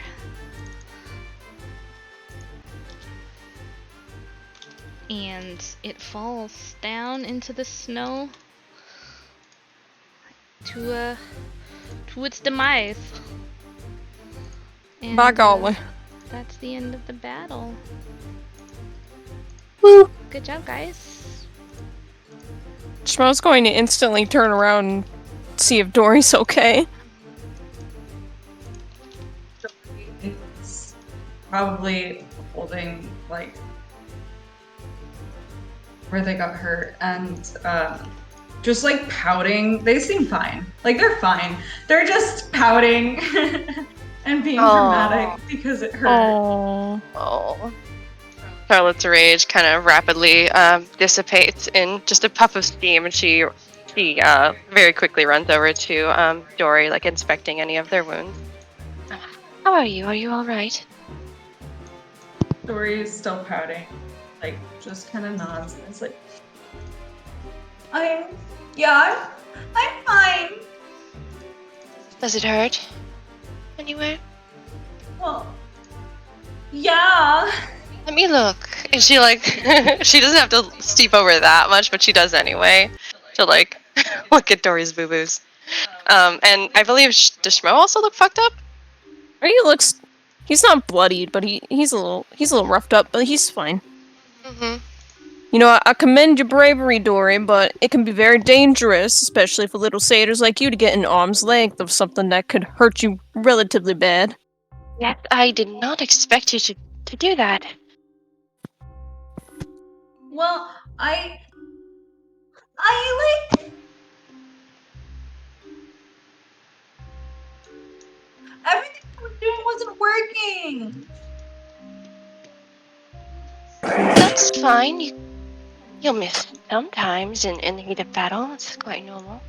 And I don't like when you guys get hurt either. Oh, Dory, I get hurt so that you don't have to. She kind of ruffles your hair. I can take it. Sense. It makes quite a bit of sense to me. I'm made of metal, Dory. I can do quite a lot more than you can. Yeah, and I'm pretty meaty. Gives like a knowing nod. I am not. I am still rather delicate. How does everyone look health-wise? I'm practically made of paper. Please come hide with me next time. Yeah, you should definitely take a page out of Zeri's book. Zeri's is as delicate as a snowflake. And as lovely as one too, thank you for noticing. Now, these, do you think they'll be tasty or not, and do you think the pelts are worth anything?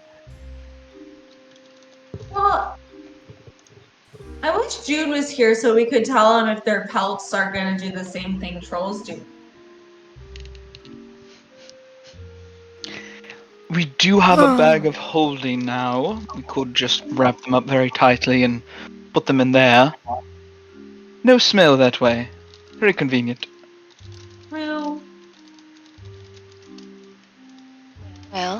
shall we take the time to do so? I can stand watch or help, whatever's needed.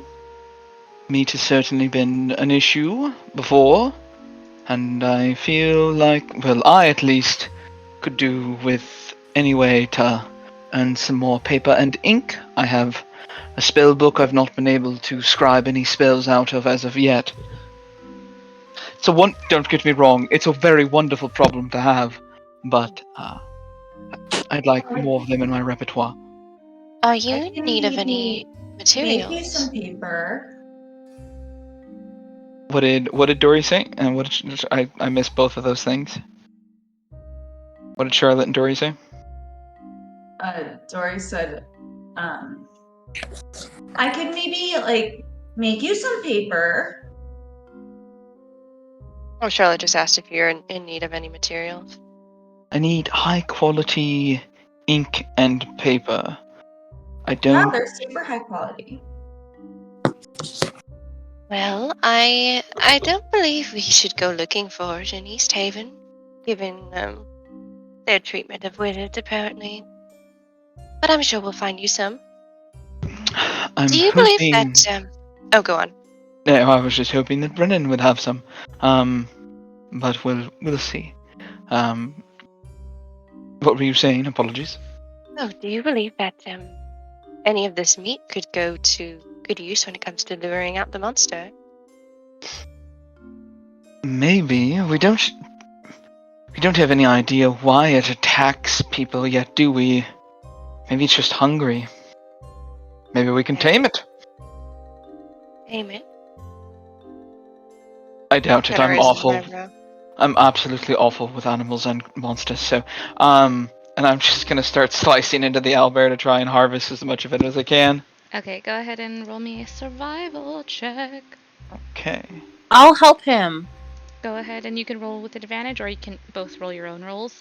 And you've also got a bardic from M. Cap Sam, Terpsy. So you can put that in your back pocket and save it. Yay!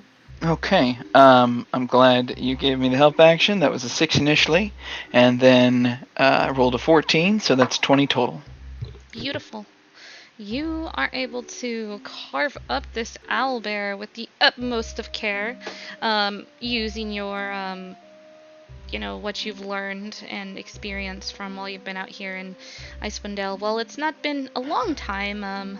You definitely pay attention and definitely have been reading up on survival and such. So you're able to do this.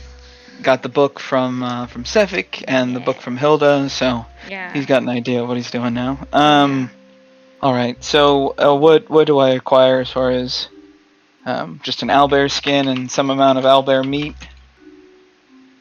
You've got some owlbear meat and you've got owlbear hide as well. So you're able to get some of its pelt off of it, and as well as some meat from it. Sounds good. Yeah. I'm literally just gonna add owlbear hide and owlbear meat to my inventory. Yeah, for sure.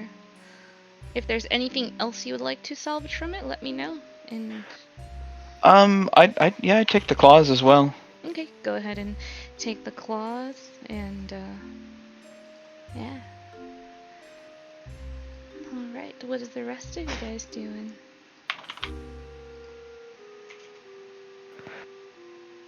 Everybody looks fine. Yes?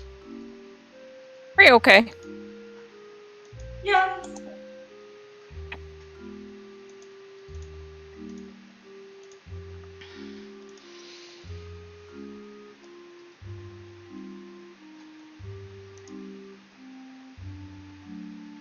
All right, so you guys ready to head back onto your journey?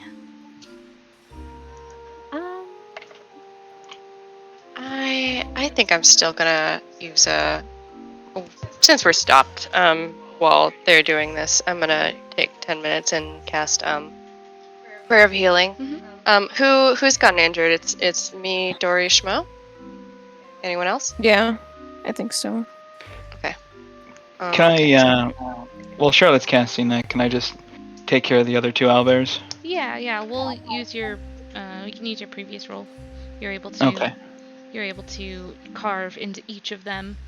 I'm just gonna change those quantities to 3 then for now, and we'll deal with the rest of that later. You got it. You guys get 13 HP back. Fuck.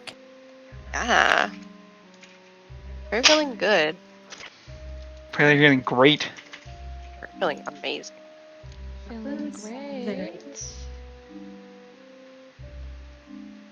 The 13? Yeah, 13 points. How's that? Bitter. Good. And she releases both of your hands. I had kind of that she like makes everyone hold hands in a little circle while she does this.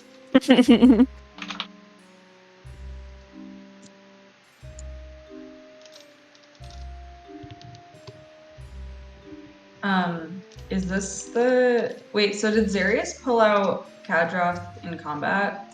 Yes, Kadroth's probably following me around, and I'm probably having him look for enemies. He's in a fully skeletal form at the moment. Just one jeweled skeleton head with weird, ghostly...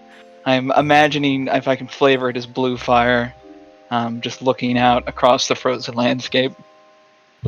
is it the first time Dory's seen like the fully animated version?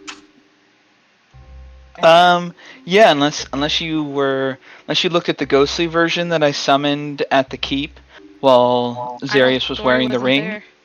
Yeah, Dory No, but she can see everything, and then the ring can see basically, right? So. See everything? I don't think they can. Nope. They can just hear you. Oh, okay. So yes, you heard him summon Kadroth, but that's it. Cool. Just understanding the context of the situation. But yeah, Kadroth is like he's trudging along behind Zarius through the snow, or maybe he. I imagine a skeleton's light enough to just walk on top of the snow. Yeah, the skeleton just walks through the snow like it's not bothered by it, honestly. Charlotte is like holding her guy's hands as she's doing this, and she like briefly catches a glimpse of the skeleton behind her, and her face just like goes to very unamused, and she like kind of I don't know if it's obvious or not, but she kind of tries to move her body so that Dory can't see.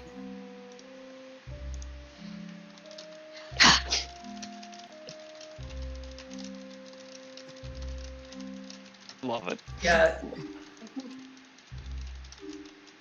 Alright, well, I think I have everything we can salvage from these. Put it in the bag of holding, and. Well, does anyone else want anything from them? Sevik, Mistral, please come closer. I don't want anyone to be caught out of sorts out here. They scurry on over to you. I was looking around. Forgive me. I was trying to see if there was perhaps any vegetation that could be used for any tonics, but I was not successful in locating anything. Well, thank you for your help during the battle. Oh, Epic, you would like to forage? Well, yes. Actually, quite love to forage. It's something that foraging really helps you to appreciate the different areas that you go to. Getting to be close to the land and what it has to offer to you. And really admiring it up closely. I never took you for an outdoorsman. She kind of smiles. Well, perhaps it's less of an outdoorsman and more of my hunger for knowledge that pushes me in this way. All mushrooms could be hunger for mushrooms. Smile. Well, mushrooms are quite delicious, though I've not yet come across any here in Icewind Dale. Well, I'll keep an eye out for you. How's that? No, that would be fabulous. Shall we get going then? Mistral nods, and she has the axe beak that Terpsy got off, and she's like, Terpsy, I've got her axe beak. I've been taking very good care of her. And she like pets the axe beak. She's like, I had to make sure she wasn't gonna run away during battle. It would be terrible if we had to walk through the snow. I don't think I could stand it. I think I'd get buried in the snow if we had to walk through it. I would not allow that to happen. I mean, you know, worst case scenario, I could just float gracefully above the snow, and we wouldn't have to touch it at all.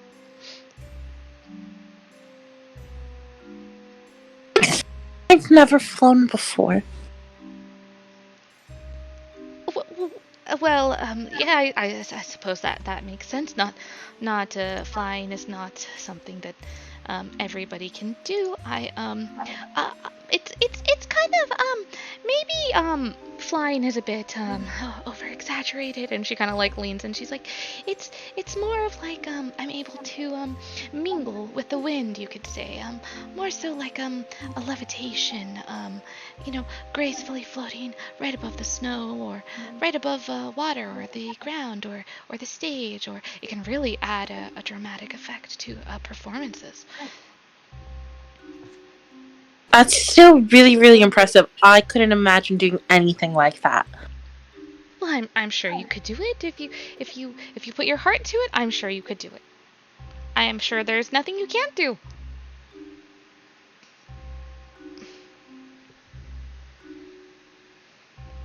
She blushes like a little bit, and she gets on the peak. She like grins widely and like brings the axe beak like. Shall we ride off into the, well, there's not really sunsets here, but you know, this I really sometimes I really miss sunsets sometimes. Right off into Bremen, I suppose. And she like gets up on the axe beak and she offers her hand to you to help you up. She takes her hand, of course, and goes, "Don't worry, Michelle. After all of this, we can go see the sunset together." Oh my god, that would be so fabulous. I have seen so many sunsets in so many different places. I don't know which one is my favorite, but I am sure we will find the most beautiful of sunsets. I hope it's a sunset over the water. I love seeing the sunsets over the water. Oh, I do love the water. I love the mountains too, but the water sounds quite nice.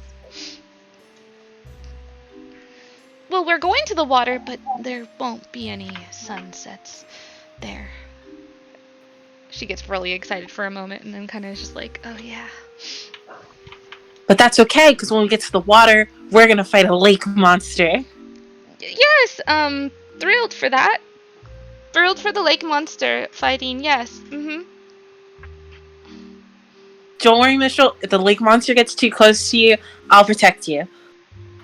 She like smiles and starts like strumming on her lyre. She's like trying to sing a song, but it's more of like she's kind of like make it up, and then she kind of stops midway and she's like, no, that's not the right word, and she's kind of like she's like formulating her next hit basically as she rides along with you.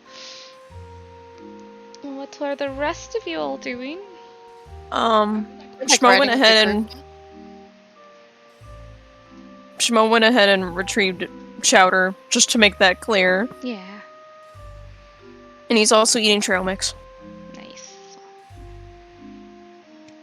Charlotte's gonna kind of like scurry off with Shmo for a moment. Shmo,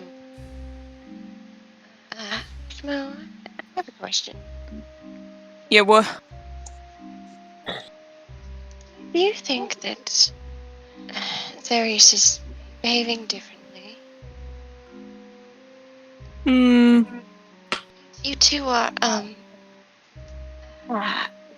bros and all that? She, like, makes air quotes. Oh, yeah, of course. He wants to, like, look at Zarius, but he won't right now. He just kind of, like, tilts his head a bit. He's like, Don't look in his direction. I'm not. I almost did, but I caught myself. He seems a bit too jolly. Well, which is strange for me. I don't know if I would use the word jolly. I mean, he is happy, but I don't know. It seems like there's definitely something fishy. He used to be, I think, nicer. You know, now that you point it out, he's been quite a dick to me. Has. Also language. I could say whatever I want. Can you? Yes'm. Well, I appreciate that, but I would, I suppose we're not in the company of Dory. I just, watch your mouth around them. I don't want them repeating what you say. Oh, okay, fine. But, yes, I've noticed they're a bit off, at least.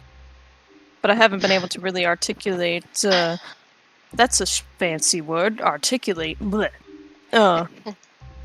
At least what it was that was making me feel not good about Zarius. Do you think it's the worm? I sure hope not. I don't know how we would figure that out, though. Mine is gone. It's not like I can link with him or anything anymore. You know, and I'm glad for that, but it also has me. I'm worried, Schmo. Yeah. I'm worried too. I guess we'll just keep an eye out on it. I don't know what else we could do besides that. So, keep an eye out. I just had a very wonderful evening with him. I don't want anything to happen. Well, I don't either. We have to find a way to get rid of this thing. I suppose killing him wouldn't solve it. No, we can't do that. I know, that's what I'm saying. I'm saying it probably isn't that easy. No, and I'm not willing to risk that. What Well, happened neither with am I. you was unique. I don't know if there's going to be some sort of being that would reach out to him, and quite honestly, I don't think, even if there was, that he would take it. He's very independent. I suppose that's true.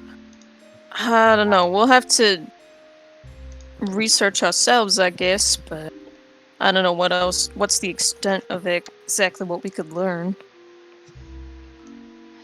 Well, it concerns me because, we've been traveling together for quite some time now, and I haven't been able to find any information on it. And now that his condition seems to be worsening, I am.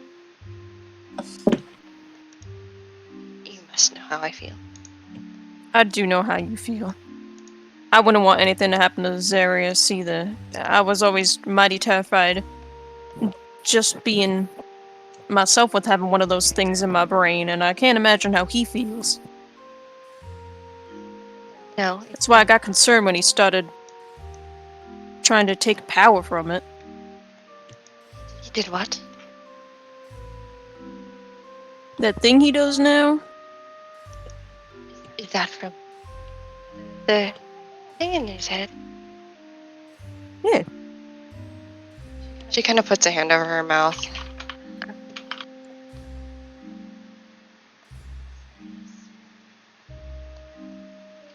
Alright then.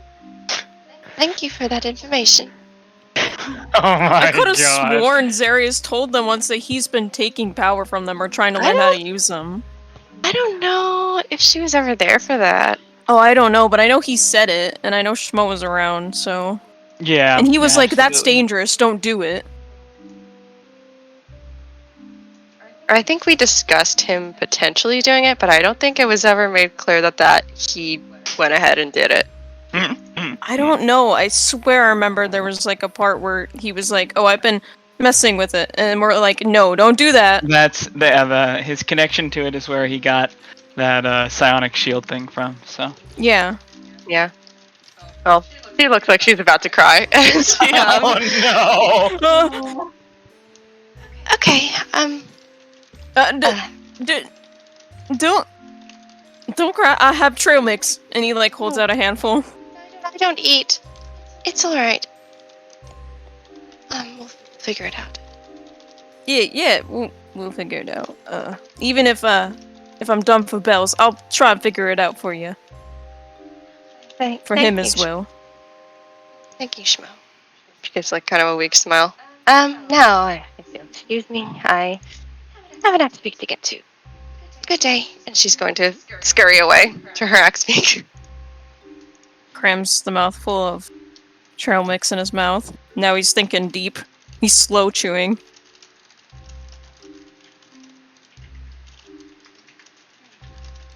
Slow chewing. Does Schmo have a spit cup? Ew. No, but he should buy one. He probably just spits on the ground, like... Disgusting. Disgusting. Dory could make you one. Oh my god, yes please! He'd cry. Oh my god, gift. Spit cup for me! Oh my gosh. All right. He starts trying to teach Dory how to spit cup. Is there Oh, God. anything else anyone else would like to do before we head back on our journey? No, I'm good to continue. Okay. Actually, yeah, never mind. So what we're going to do is we are going to take a quick break then, if there's not anything else anyone would like to do. And we will be back. We'll be back after a 15-minute break. I put the link in the chat. We do have a leather dice tray giveaway going on right now.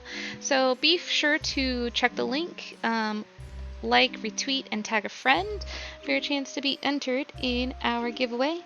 And we will announce the winner once we get back.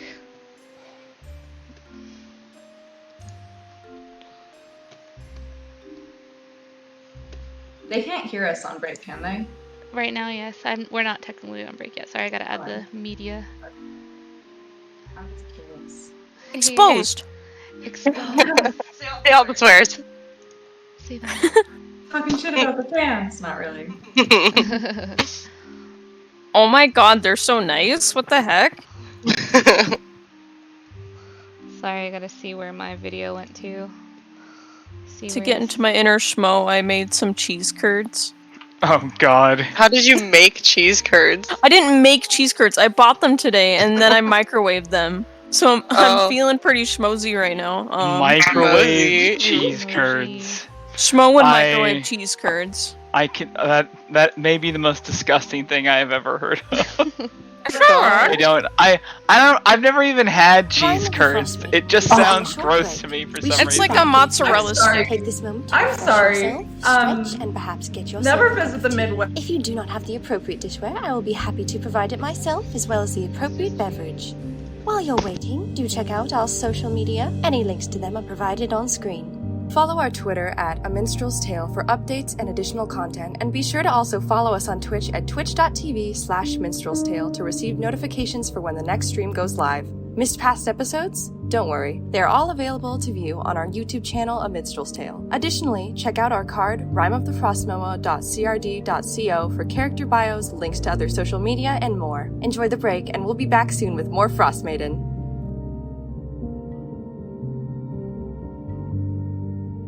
Good evening, viewers. Zarius here, reminding you to get up, stretch, even look away from your monitor for a few minutes.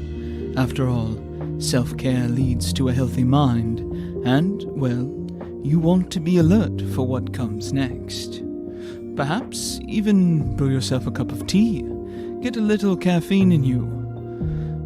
Charlotte makes, by the way, hands down the very best tea in existence. If you think otherwise, I'd recommend stating your opinion outside of fireball range. I tend to get a little bit protective when she's involved.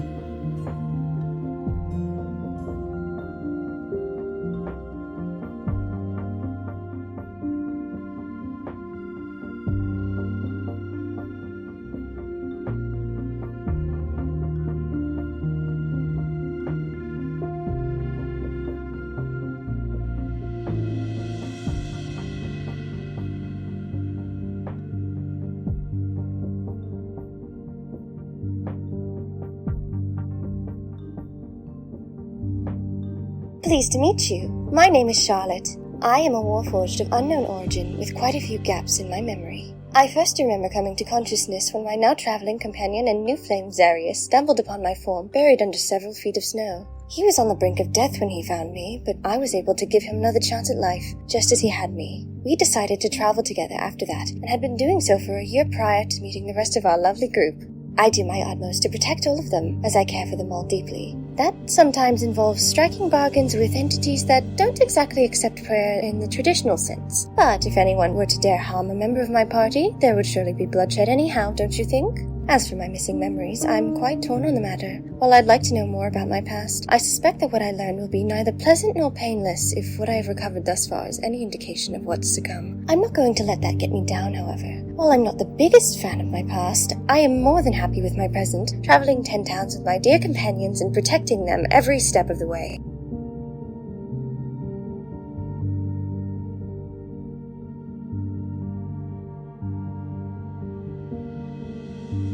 arriving to the utterly insufficient dance floor, a beauty of unknown and mysterious origins whose piercing green eyes and agile movements have lanced through the heart and souls of any fated to see her, including my own. I give you the amazing, the cheerful, the unmatched Terpsichore. Oh, Mistral, stop! You're making me blush. As Mistral so magnificently stated, I am Terpsichore. I've danced my way across the lands far and wide, filling crowds with glee. The lovely Clothis has led me to 10 towns with my wonderful, amazing, beautiful, spectacular friends. Fulfilling our predestined past is much more than I could have ever asked for, really. Oh, but do be careful. I won't hesitate to cut anyone's threads. Oh, wait. If you don't understand what that means, I mean that I'll kill you. If your heart hasn't been moved, I know your wallets have. If you want to know more about this mysterious beauty, make sure to buy a copy of her artfully woven book, The Secrets of Faerun, sold at fine traders and general stores all across the realm.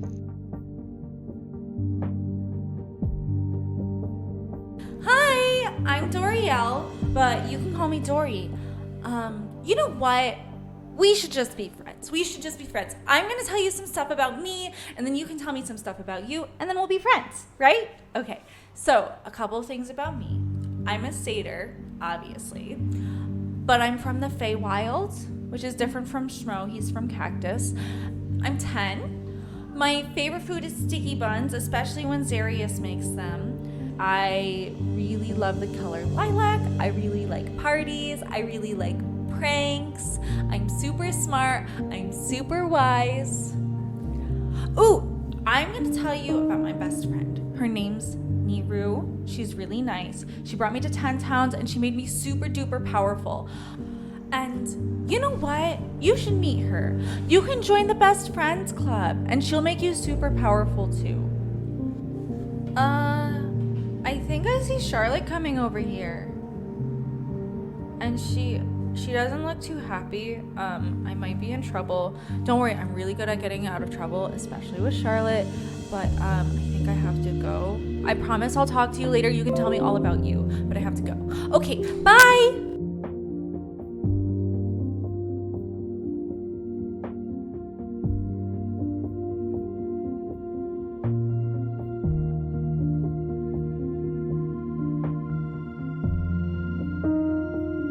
Howdy there, my name's Schmo Iverson, it's a pleasure.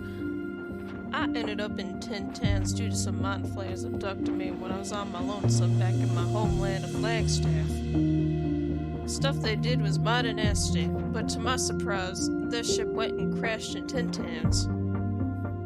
Luckily for me, I was born an Icewind, and so I made my way to 10 towns trying to figure out a cure for the parasite the mind flayers put in my brain. Along these travels, I did end up bumping into my party, and the rest is history. Though, might be important to mention, I did pass away in a nasty tussle, but was brought back by someone I have yet to know much about, hey, I got magic now.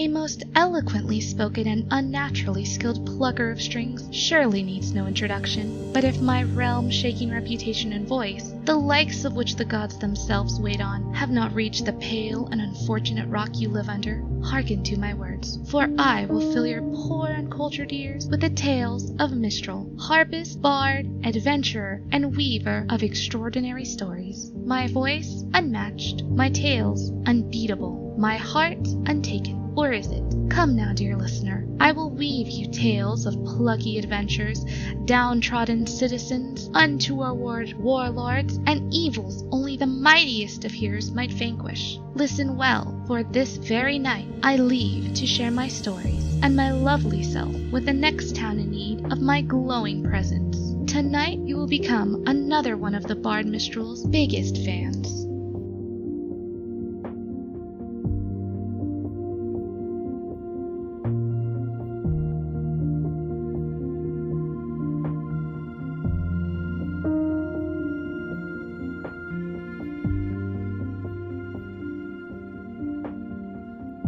the goddess Mistra, there's 500 of you following us now.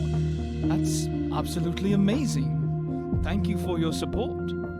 This level of love deserves some sort of return good cheer, of course. And who doesn't love free things? Look at that handcrafted leather from Rhinus Leatherworks. A fine addition to any D&D enthusiast's ever-expanding collection of D&D accessories.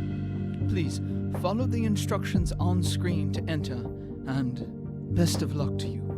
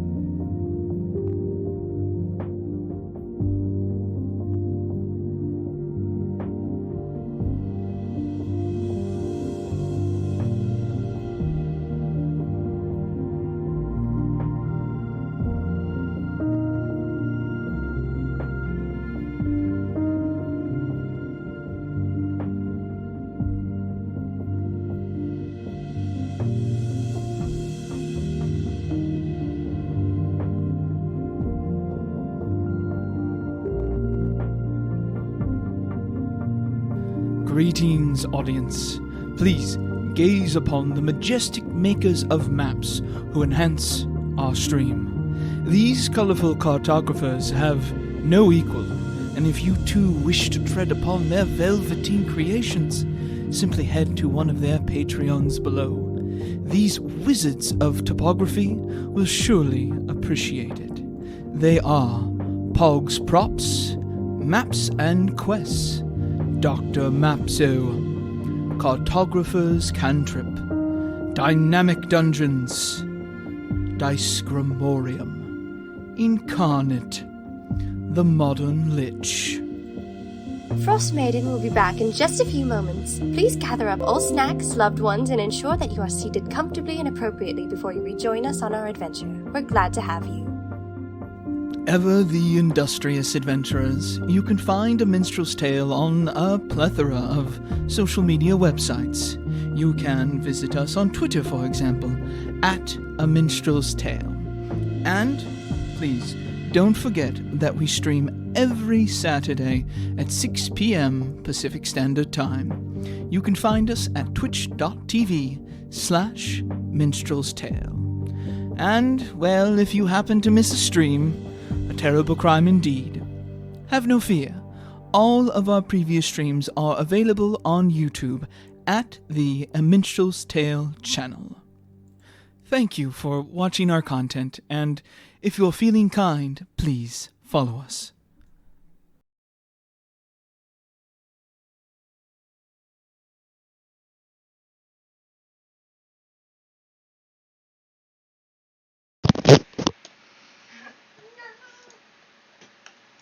Hey. Hello, guys. Welcome back. Hello. Hello. Back from our break, and we have entered the names into the random name picker, and the winner of the, let me see if I can do this, see if I can just share my screen for a moment. The winner of, hey Velask! Velask! Welcome back! You did not have your. I was surprised you didn't like and retweet for the for the giveaway, Velask. Maybe I didn't do a good job of promoting it. I tried my best. Our second giveaway, but the random name picker has chosen the winner, and Jonut, the Dice Dragon, has won this giveaway. We had 1, 2, 3, 4. We had 5 people enter, so it was not much of a competition there. Thanks to Shadow Ace, Bethe, Applesauce Himbo, Mark A, and Jonah the Dice Dragon for entering in our lovely leather dice tray giveaway. Well, good job, Pop Champ. Yeah. Well, Pop Champ. next time, Velask, get in there. Come on, dog. Yeah, see, the gremlins are upset. The gremlins. The gremlins are always upset. That's their secret. They wanted dice tray. Wanted to chew on it. They probably would. I'm so sorry if you hear that in the background. What?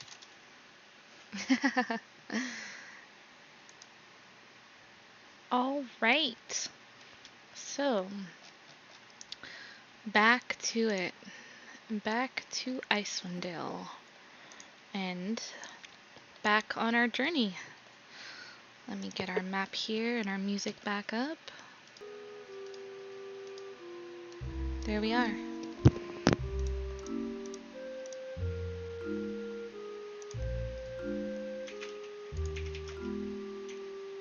All right. So, everyone has partaken in slaying of the 3 owlbears that came your way. Zarius has masterfully cut away the meat and pelt and claws from the owlbears, and you all make your way back on your trail, heading up north over to Bremen. go ahead and get into marching order for me as I remove these owlbears. Remove them. Okay. Yeah, I'll be up in front. All right. I'll be up in front again, even though he was like, "Oh, I couldn't just carry it." But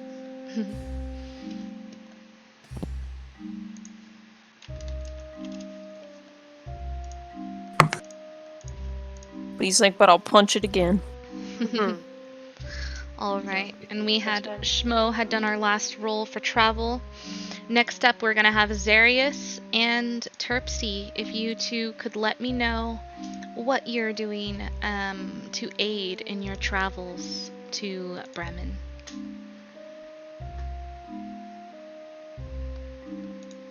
I'm just gonna scout the area, make sure we don't got nothing, no more owlbears or nothing coming up on us. Sounds good. Go ahead and roll me a perception check.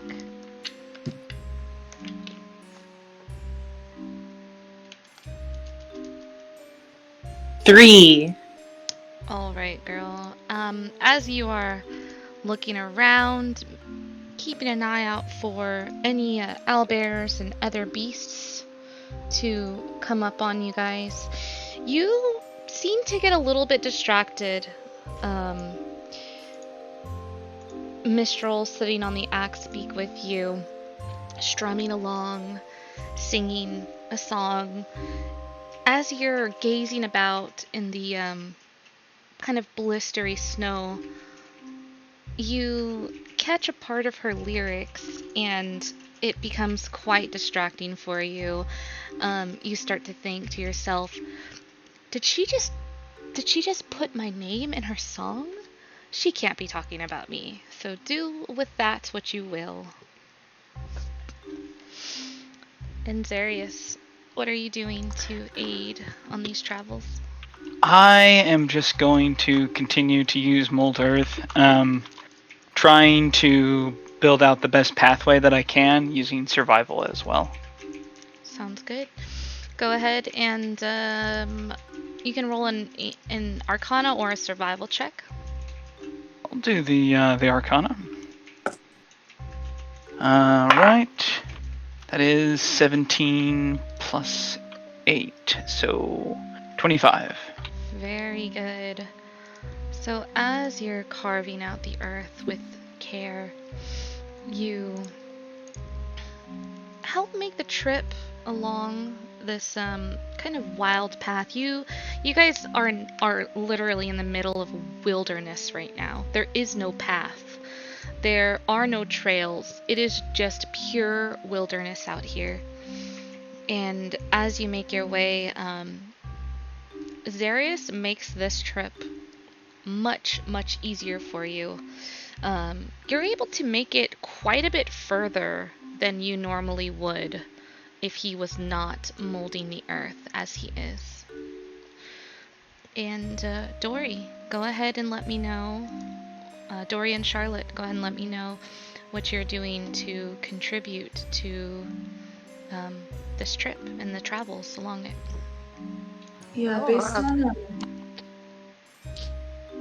what they learned the day before about how there's like some sort of magic like that is present in the area that is different how like normal woods would be, and like their previous experience, but they're still trying to head up the front. Their previous experience like moving around and living in the Feywild, I think they would I think they would try their best to kind of like, if no one's already kind of leading like direction wise, I think they would just kind of take that role, and if not, they just kind of assist and help and kind of point out things that might not usually be noticed. I don't know. Yeah. Yeah, I mean, you could definitely do that. I don't think anyone's really, like, leading the way, to my understanding. I think you guys are just going in, like, a general direction that you're, like, you know that, like, this general direction is going to take you to where you need to go. So... And I think, Dory's probably going to try to, like, point out, like, path. Yeah, That's for sure. like the best to take and the most direct route, and also about as careful as they can muster. Okay. Go ahead and you can roll either a survival or an investigation check. Do survival.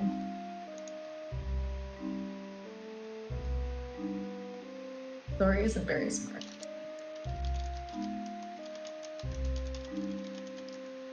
That is a 7. A 7, alright. As you're doing your best to kind of check out the area, it's a little bit different than you're used to.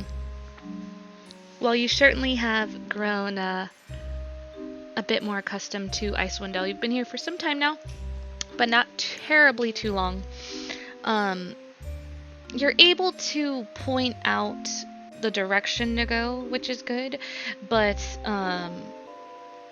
it's not as helpful as you would have liked it to be.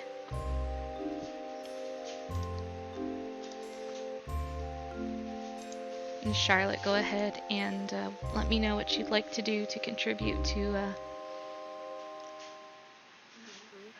While Dory's kind of like paving the way, Charlotte is kind of right by their side, has light cast on her warhammer and like kind of holding it out like a torch almost to light the way.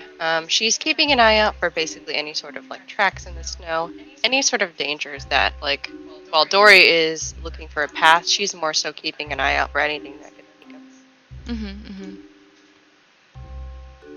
So keeping an eye out for things, basically like. Okay. On the lookout for any sort of danger. Okay. Go ahead and roll me a perception check then. Okay. That is 16. All right. With a 16, you're keeping an eye out for danger, and it is a very good thing that you are keeping an eye out for danger. You're coming up over. I'm going to take us into the overworld map here.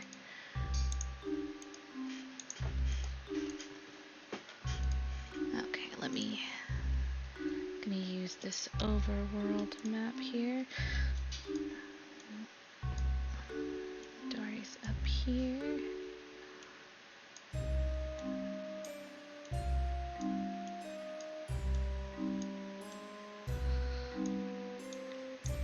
So you were able to make it quite a bit further because of Xarius's mold earth. And it's a good thing that you were keeping an eye out, because you do notice that the ground that you're coming up to is made of you're getting to the lake basically.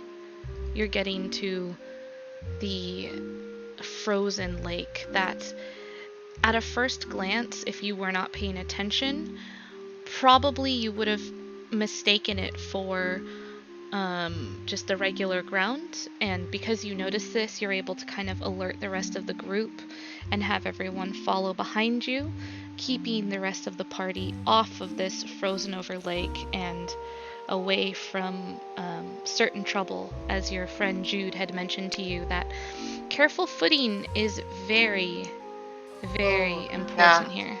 Yeah, so now that we've come up on the lake, she's going to like kind of put her arm out and like stop Dory and the rest of the group if they'll let her.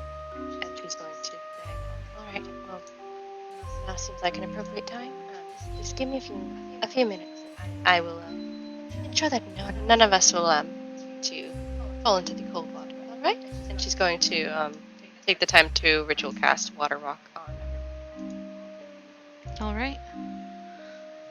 So you do that. You take the time, you cast a water walk as a ritual, and yeah, which is very good. You're not in water yet, but if you were to fall into it, how long does that last? That lasts for an hour. So whenever I feel that it's about to fade, I'm going to stop and cast it again if we're not out of the area already. Okay, very good. Yeah, so you guys are kind of making your trek across this kind of frozen, icy, watery, snowy path. That's not really a path. It's, from looking around, you can see that no one has set foot out here. And as you're kind of up close with the situation here, it makes sense as to why no one is kind of coming out this way, because it is quite dangerous, as you can tell. And with that, it starts to get very dark, and you can see the distant flicker of lights from Bremen to the west, Targos to the south. You see the big, kind of imposing walls of Bryn Shander. What would you guys like to do?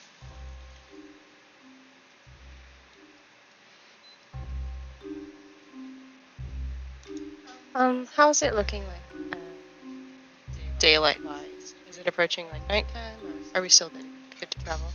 It's approaching nighttime. You could probably make it into Bremen. You could make it into Bremen, and it would be like very late. You would be getting into Bremen very late at night if you were to kind of push.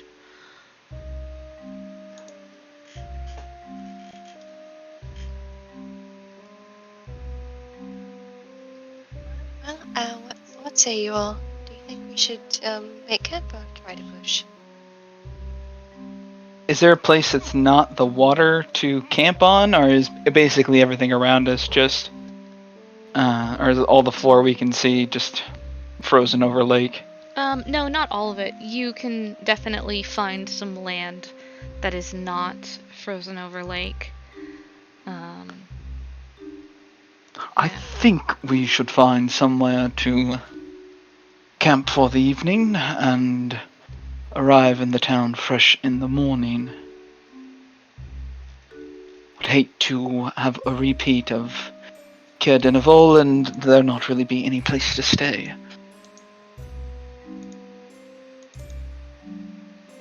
Sounds agreeable to me. I'm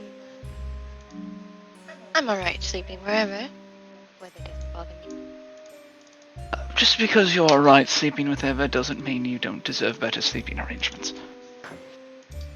Sleeping on the stars ain't that bad. That's true.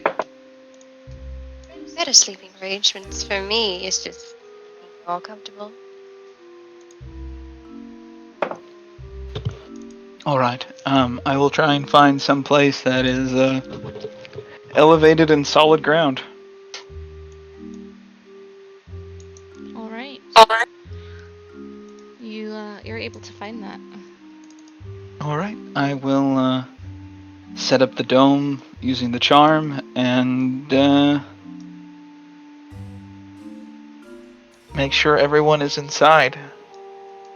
I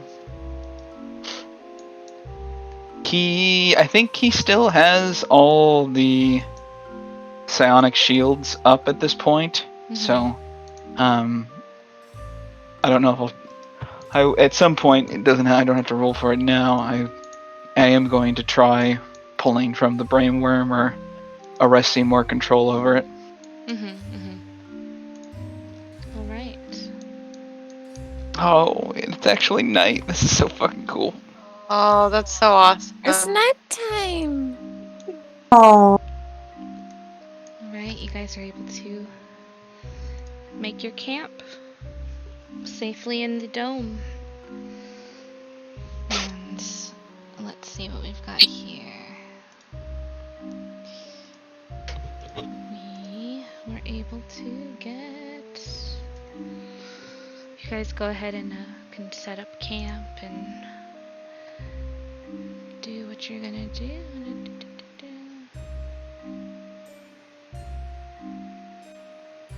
This time, Schmo's probably gonna stay awake until he notices everyone else is asleep. Alright. Joke's on you, Charlotte doesn't sleep. Well, I can see things. You know. Didn't even know it. He didn't even know it. Oh, I guess, yeah, maybe. No. Charlotte's explained sentry mode before, right? I don't know. But you guys, before you head off to bed and while you're setting up camp, you all feel a sense of relief to have made to this camp. You all feel a sense that you are very lucky to have made it here. That things did not go as well as you would have liked them to go on this travel. You definitely had some ups and downs, and you all feel very thankful for finding the spot you found. And it's almost like a feeling of like getting by, just barely like getting by, you know, if you had faced one more difficulty on your travels, if you had taken one wrong step, that things could have gone sorely very wrong. DM telling us we're lucky as fuck we didn't get a lower Yikes. score. Yikes. Yeah. You guys barely made it. So with the campfire system, if you make a success or a failure, like at the end of your travel, basically, you subtract whichever one is the highest, successes or failures, you subtract the successes from the failures or vice versa. You guys came evened out. So. Damn. Yeah. Honestly, though, that's kind of fucking cool. Yeah, I really like the campfire system. Apparently I've been doing it wrong, but that's okay. Doing it wrong in that you're supposed to do one campfire and that's from point A to B, but I've been doing campfire for like every single day, but it's fine. It's fine. So Yeah, it leads to more encounters, good or bad. I'm totally okay with that. Yeah, I think it works really well that way in Frostmaiden because travel is such a part of the game for it, and that was one thing that was kind of worrisome for me. So I've really liked the campfire system, and I'm glad you guys have been liking it too. Yeah, it's been cool. Yeah. I like that there's at least chance of wheel and woe. Yeah. Yeah.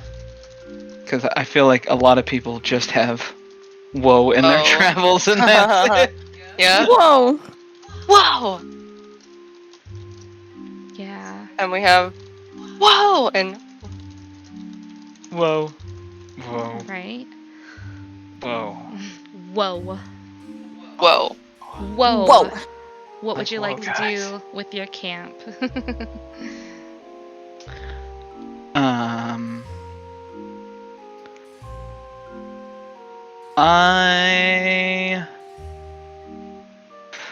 Zarius is working on that meditation stuff. I don't think he has any books at this point that he hasn't read. Okay. Other than the cipher and runic letters and locked book from Dennis Rest.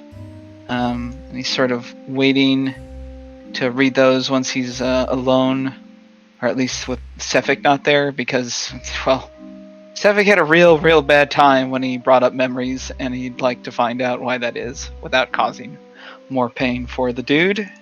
I see.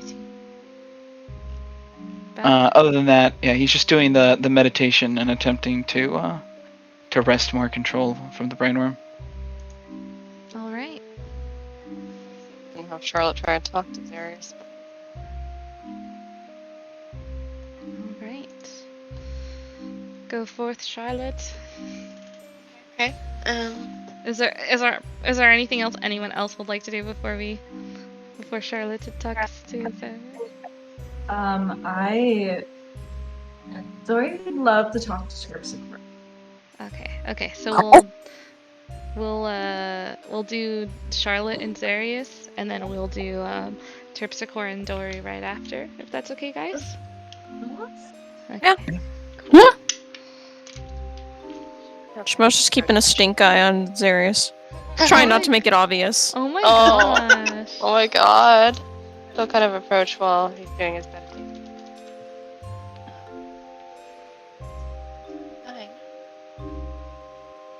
Hi. Yes, Charlotte. Hello.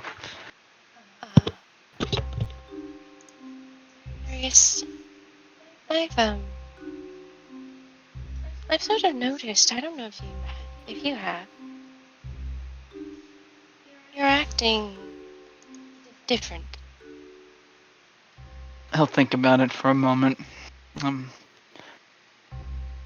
Yes, I suppose, had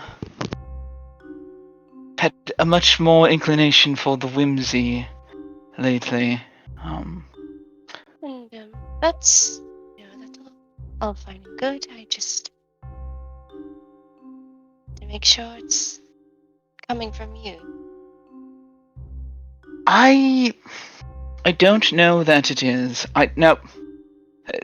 Please don't jump. Please don't jump to conclusions on the brainworm. My best guess is it's something magical. The worm is currently, well, it's as locked off as it possibly can be. The water barrier from Niru is still there. It's slightly the one good thing she's done, as far as I'm concerned. And I have learned a few things about psionics as a result of my connection to it. It is walled off from my mind as heartily as it possibly can be. That.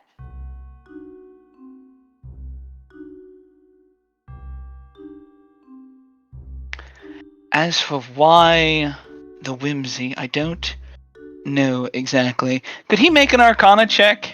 Yeah, you can. Try and understand. Oof. Big, mega, oof. Actually, that's not that bad. That's a 16 total. Okay, yeah, with the 16, you kind of you sit there in thought, thinking about Charlotte's words and her concerns, and just the recent events, the recent discoveries that have happened, and you think back to a feeling you had when you first kind of inspected those Chardolin amulets. The feeling of desecration, that cursed feeling, a feeling of a strong, corrupted magic. And it almost makes you shudder as your mind kind of wanders back to those items. And the feeling that you kind of got as you're thinking back to this, you kind of get kind of a deja vu. And it kind of dawns on you that when you did place one on you, you're like, it didn't feel nice, and it was kind of like a gut feeling, you thought, or maybe it wasn't, but you are able to put together that these cursed items likely have had an effect on you.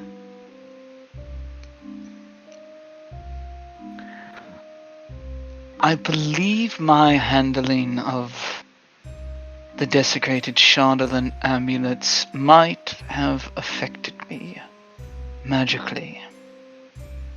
The longer I think about it, that is when things shifted. As best I can tell. That would make sense. Yes, because, well, you sort of started to paint when you were inside the care.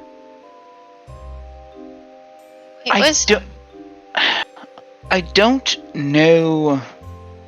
As far as I can tell, it's all me still. It's just very much pushing me towards the stranger parts of my personality.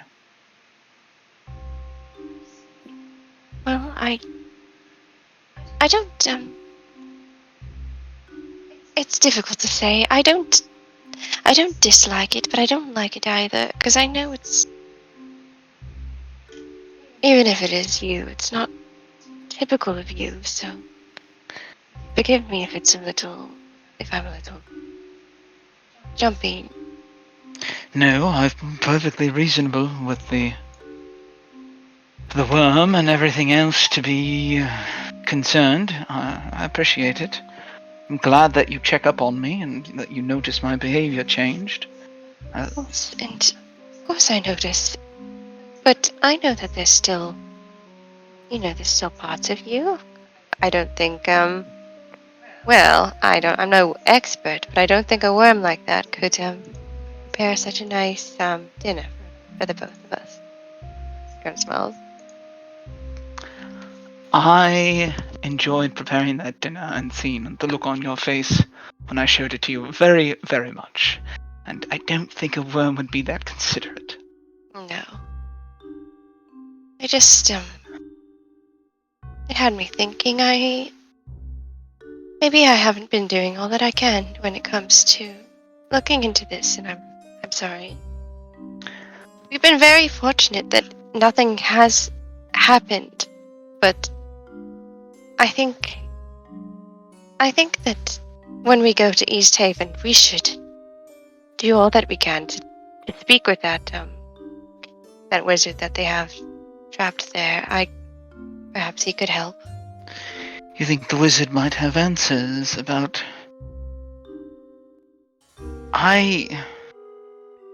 Seems a good place to start. We don't really have any other place to start, do we? We don't. I'll be honest with you, Charlotte. I was not expecting... I can't imagine anyone actually helping me with this is the main problem.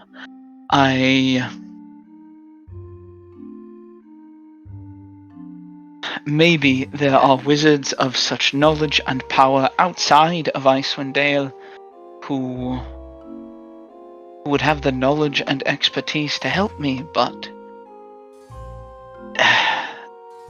in Icewind Dale itself, I just don't know that there's anyone who would actually be able to help. Well, I'm trying to become that someone, but I think that in the meantime we should do all that we can, and I feel that I've been doing enough. I know I haven't been doing enough. Charlotte? I'm sorry. Yes? The fact that you do anything at all is already amazing to me. You also have quite a few, and he looks around the rest of the camp, other people to take care of besides just me, yes? Yes, but it's always been you and me from the very start. I want it to stay that way.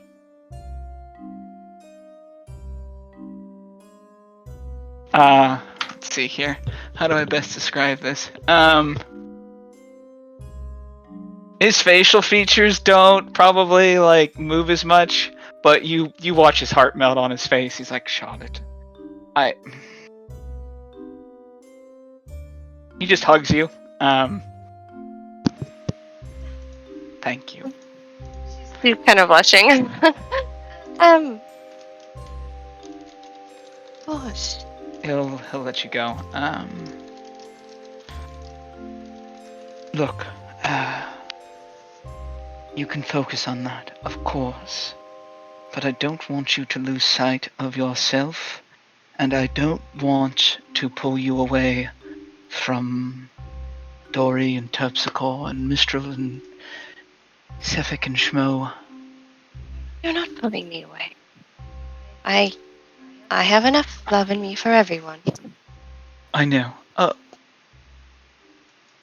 Why is it so hard to articulate? I don't know how much we can do about the brainworm here in 10 Towns. I am not giving up in any way, shape, or form. However, I am expecting research to be difficult here overall. We should not be surprised if things are... if things don't move as quickly as we'd like to, and that is why I'm trying my best to manage it from within and figure out ways to do that. I know. I'm not going to pretend you're not capable, but just be careful. Of course. Don't underestimate this thing. I will not. Of that you can be sure. It is dangerous, they are capable, and there's no doubt in my mind that if I was to lose control, it would be very bad for me. That being said, I am truly doing my best to contain, understand, and fight back against this thing.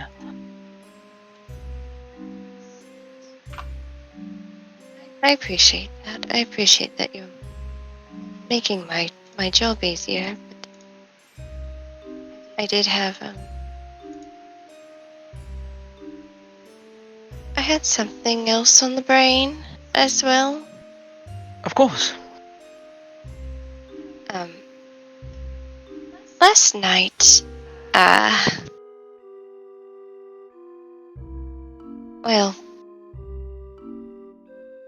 Dory knows. So, that's that out of the bag. Yes, I was very tired, and I wasn't thinking, and it was my birthday. I'm allowed to be a little indiscriminate, right? Yes, about being indiscriminate.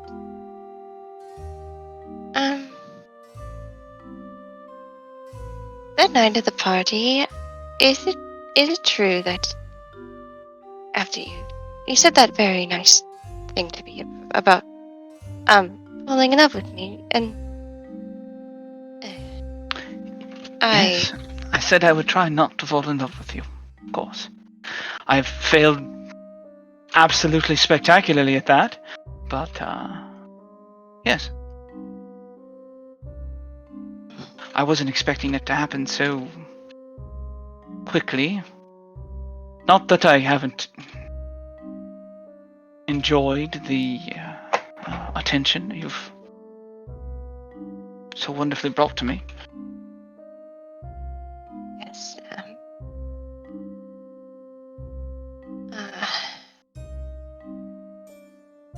Is it true that same night you went to spend a romantic time with Corey? Yes, of course. You knew what happened during that time. It felt like our party was fighting and almost breaking apart. Not proud of it, but I sought comfort with Corey. That was lust and some admiration for what she is in this place. It wasn't love or anything like that. Oh. Is there a reason why you sought comfort with her and not with me? Didn't think it was possible with you at the time. We had that conversation, but for some reason... Are you saying we could have started our relationship even earlier than when we did? I'm about to feel very foolish, aren't I? Darius, I've told you in the past that I was head over heels for you for quite a while, and I just didn't think it was in the cards for me, so I didn't pursue it. I was fine being by your side, but I just... learning about it hurt a little bit.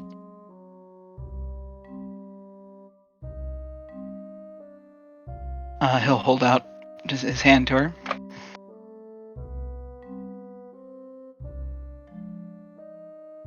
Anna blinks and takes it. He's just gonna put his hand on top of hers, and make sure she's like lowered to the ground in front of him.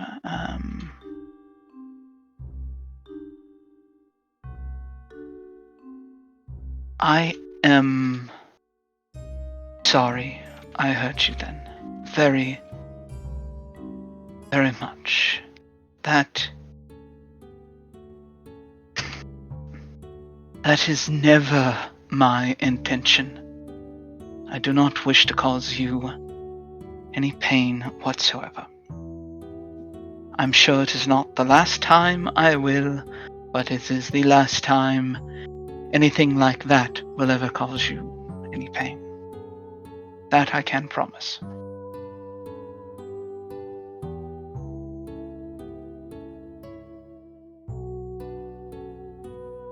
All right.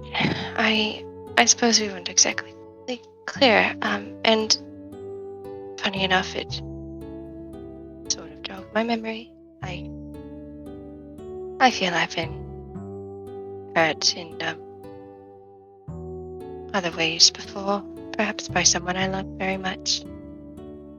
So it's not as if that didn't have some good to come of it. It had a lot of good to come of it.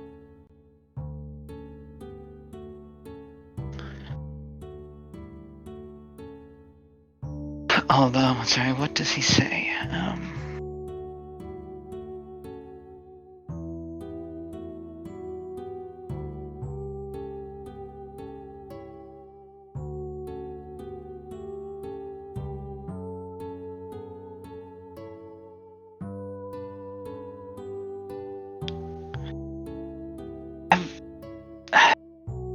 I very much thought you were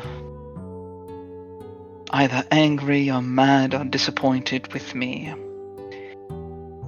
after my thoughts on combat and adventuring after the battle with the ice trolls.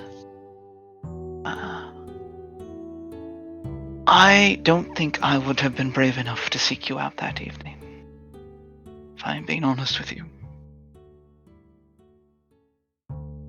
I don't want you to ever be afraid to talk to me. Certainly don't want you running to someone else if you think you can't. He pats her hand. That won't happen again, I promise. He looks intently at the ground for a moment.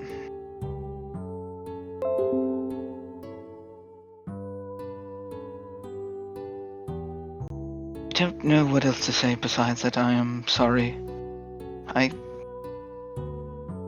didn't mean to hurt you. I was simply seeking comfort in the convenient, and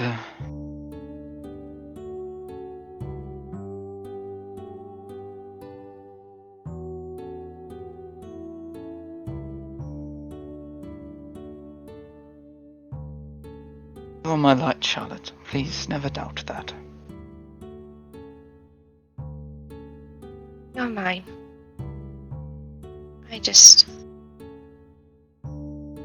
I know I'm not the most easy to deal with.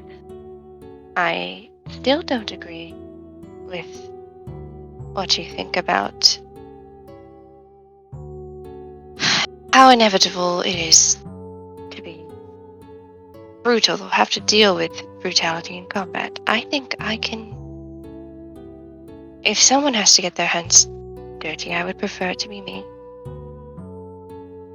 I can take it.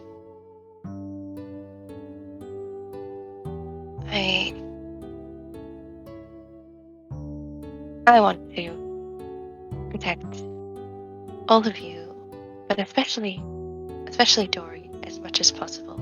And you know, if we can't find someone in Icewind Dale who can help you with your problem, perhaps it's for the best that I reach out and I I try to contact something or someone. It has helped me so far. A number of things there. First off, I wonderfully regret to inform you that there are those who refuse to let you bear such a burden by yourself. Well, I am not going to let you bear the burden of brutality on your own.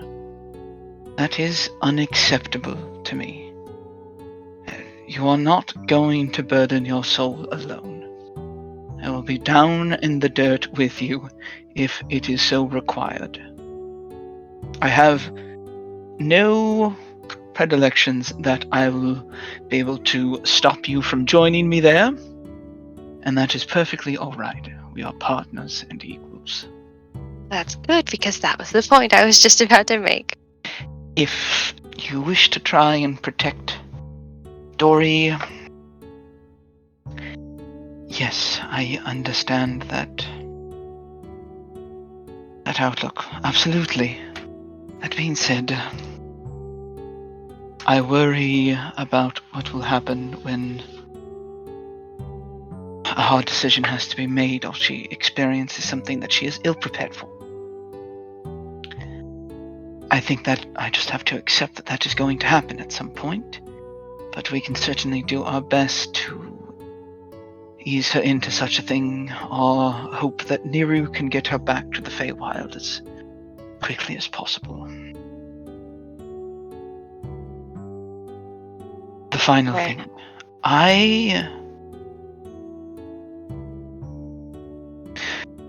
Let me be clear. I think when you go into a mad rage and absolutely annihilate our enemies, it's very attractive, I'm not going to lie. However, it is a little concerning. So please don't put yourself in the pocket of entities that we don't know the entire motivations of any more than you have to. Please. Please. There he is. Please, Charlotte. Now he's giving you like now he's just giving you a stupid boyish grin. Don't do that with your face. Like, you know that's not fair. I will do my best. And if I feel that it calls for it, then I will reach out. But I rest assured, although I am small enough to fit in a god's pocket, I do believe I am far too heavy and far too strong to be contained within. So you need not worry. He does smile at that. I may be willing to negotiate on polite terms, but should things take a turn for the ugly, or worse, take a turn for harming you all, you know that I will do everything that I possibly can to make sure I do not stay under anyone's thumb. That's not who I am.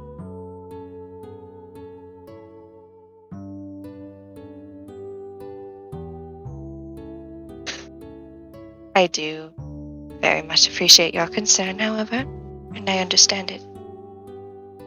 He's smiling like a dumbass now. He's like, a wonderful, dangerous little teapot. He quickly kisses you and says, "Perhaps it is nice that things are out in the open now. Don't have to worry about anyone noticing us. Very good." Yes, but it's still embarrassing. And she's like, kind of looking down and away, but she's smiling. I suppose I'll have to get used to it. It's very. You will. Wow. But he's just gonna hold your hand and continue his meditation. Like, you can slip away whenever you need to, but I quite like just sitting like this. I'll keep an eye on you. And she just makes herself comfy in the snow.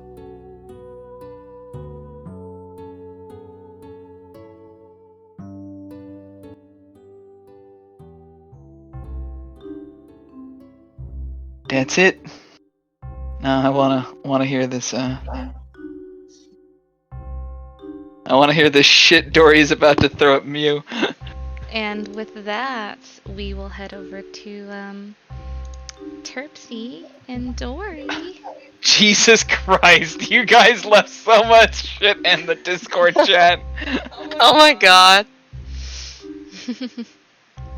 All right, Dory and Mew, and Dory and Terpsy. Dory, what would you're approaching Terpsy?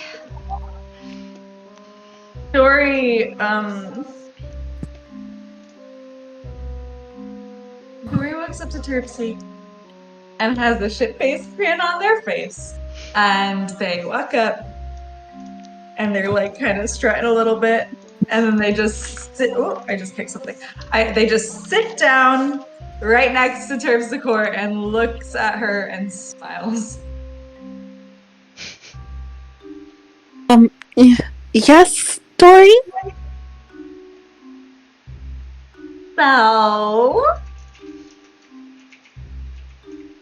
So? How's it going? You know. She immediately gets red. Dory, I think it's going well. I don't know.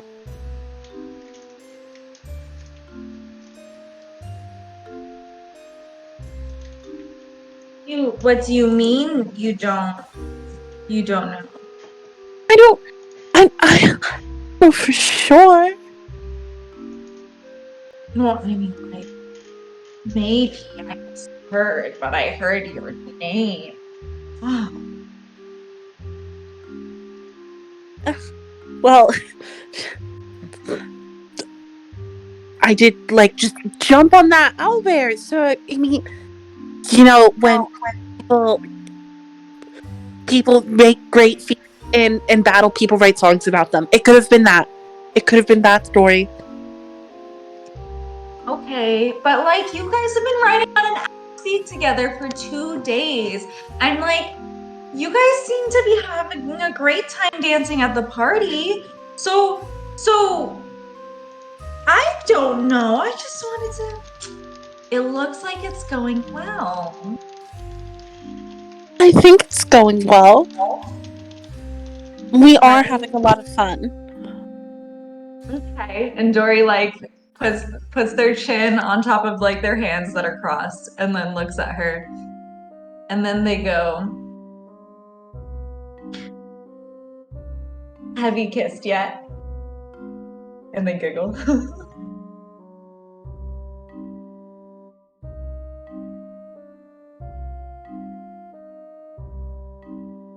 First of all, Dory, I do not think it is appropriate for you to ask that. And second, no. Wait. I think it's very appropriate for me to ask that. I don't know. I was your wing person, and it worked out great. And I did a really good job. I think I deserve to know if you've managed to kiss her or not. And then also, why not? Why haven't you? I'm nervous. Why? Well, you do something like this before. While you guys are chatting, Mistral's passed out, right nearby. She's passed out, just as per usual, just kind of sprawled out. One shoe off, one shoe on, just snoring, laying in the snow. She's really tall. And snores really loudly. But oh my goodness, you guys have been sleeping in the same you guys have been cuddling with each other since you guys met. I think it's safe to say that you can Like maybe you could ask if she wants to kiss you, and then if she says no, then you can just not, and that'll be okay. But I think you should. Dory, I do not think I could handle that kind of rejection. You want me to ask her for you? No. Can I insight check Terpsichore to see if that no is actually a yes? You certainly can. If Terpsy, I'm not sure. I'm not sure if she's being honest or not. So that will be up to her there on that. You can insight check her. She probably wouldn't know anyway. Let me know what you get. 9. You got a 9. Yeah. I you did not beat the DC, so you sense nothing. Would you be mad at me if I did anyway? I don't think I would. No, I think it's really attractive if you like go up and you like ask. Sorry, what was that? I think it would probably be really attractive if you just like go up and ask. You gotta like be bold.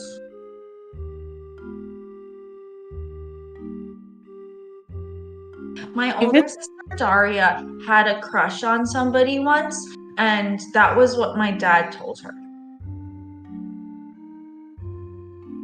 Even so, Dory, I do not think, after killing a bunch of creatures, that is a great thing to do.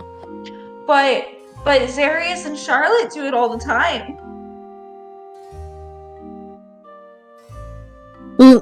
Zarius and Charlotte have been together for quite some time now. I know, but they did it after killing monsters, even when it was the first time. I'm pretty sure. Like, we're always kissing monsters. If that's your excuse, I don't know if you're ever gonna kiss her. What about when we have parties, Dory? We've had a party in both of the towns we've been in. If we keep up that track record, I kissed her on the cheek, and she kissed me on the cheek. You didn't. Okay. So if you guys were, if that happened, then you should definitely kiss her.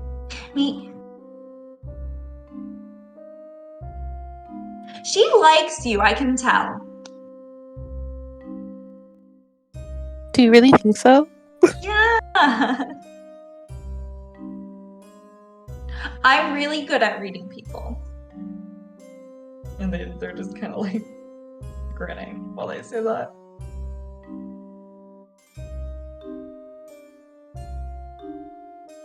You're not wrong.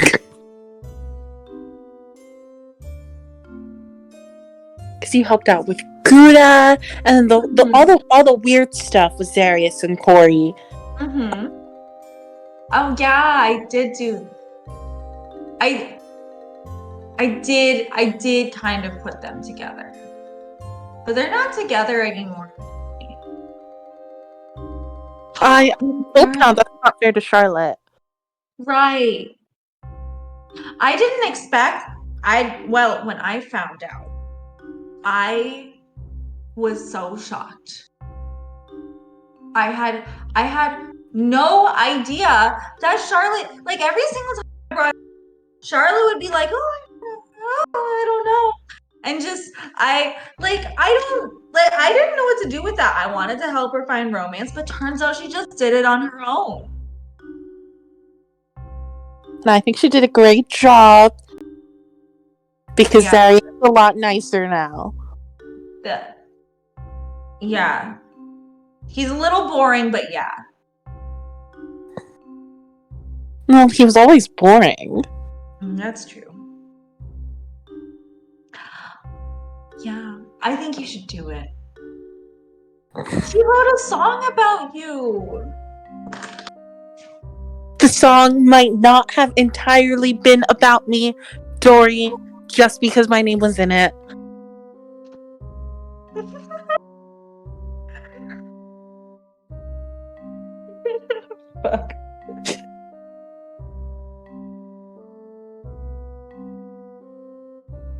wrong. It was definitely about you. I didn't hear all of the lyrics. I mean, sometimes when we're traveling for a really long time and no one's saying anything, like, that's the only thing I can pay attention to. So, and I really, really, really like music. I like playing music and listening to music, and it's not, I don't know. It was definitely about you.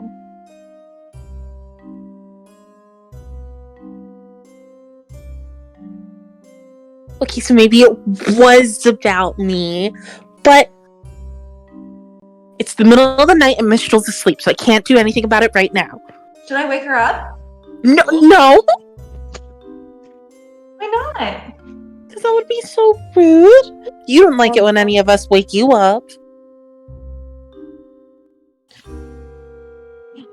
Well, sometimes. But if I wake up to a good thing, I like when Charlotte wakes me up and she tells me there's sticky buns, I'm really excited.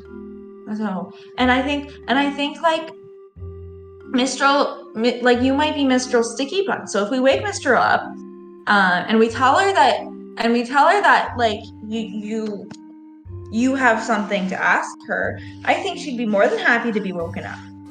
Also, while Dory is saying this, Hambone is slowly like crawling up to like Mistral's face and just kind of staring at it to potentially wake her up, but not sure yet. Okay. Yeah. Dory, I don't think it's a good idea. She doesn't notice anything. she snores. Why not? Well, she's asleep. We're all getting done for the day. We might have a lot to do tomorrow. We have the lake monster we're gonna have to deal with pretty soon. There's just a lot going on. I don't see how any of this is relevant to like you and Mistral kissing. I think it is very relevant, and I think if you asked Charlotte about it, Charlotte would agree with me.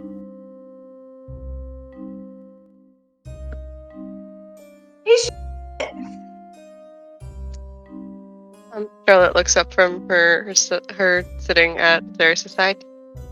Yes, Dory. Keep your voice down. There are people sleeping. Okay, I'm sorry. We have a question to ask you. Yes, and she's going to like slowly get up, because he seems busy, and make her way over to the two of them and sit down. Terpsy puts like hides her face, which covers it with her hands. It's like, oh my gosh, she did not think Dory was gonna do this. So we were talking. So I don't know if you've noticed, because you've been like really busy, occupied with like Zarius and a whole bunch of other things. But Terpsichore has kind of a warning look on her face when you mentioned that, like, Dory. Terpsichore and Mistral like each other, and they like had a little date at the party, and they've been writing on X-Speaks together all day, and they kissed each other on the cheek, and Mistral wrote a song about Terpsy. So do you think that it's safe to say that Terpsichore and Mistral should kiss? Oh my goodness. She like it's like the math meme when that lady like was having like a brain blast. as she's like thinking back on all the times that she's seen Terpsy and Mistral like hanging out together, performing, all that. Oh my goodness. I did not know that you two were together. That is, oh no. What about? It's a very recent thing, I think. Oh, it is. Right? What about? I wouldn't really say that we're like together. Longer than that, Terpsy? No. I wouldn't say that we're like really together. Yeah, Mistral and Oral, they separate? She kind of tilts her head a little bit. You know, I wasn't exactly sure what to make of that. Her and Oral, I wasn't sure if it was real or not. I don't know if that's cruel to say. You guys hear some loud snores from Mistral. And then you hear her sleepily say, "The most beautiful woman in the world." And she goes back to sleep. Charlotte kind of jumps, looks back behind her with her eyes wide, oh no. One of her arms kind of flings as she's sleeping.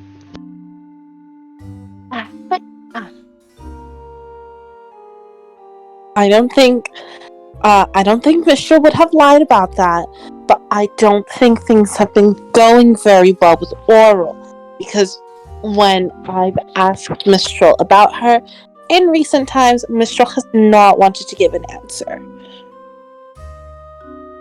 Do you think they may have split?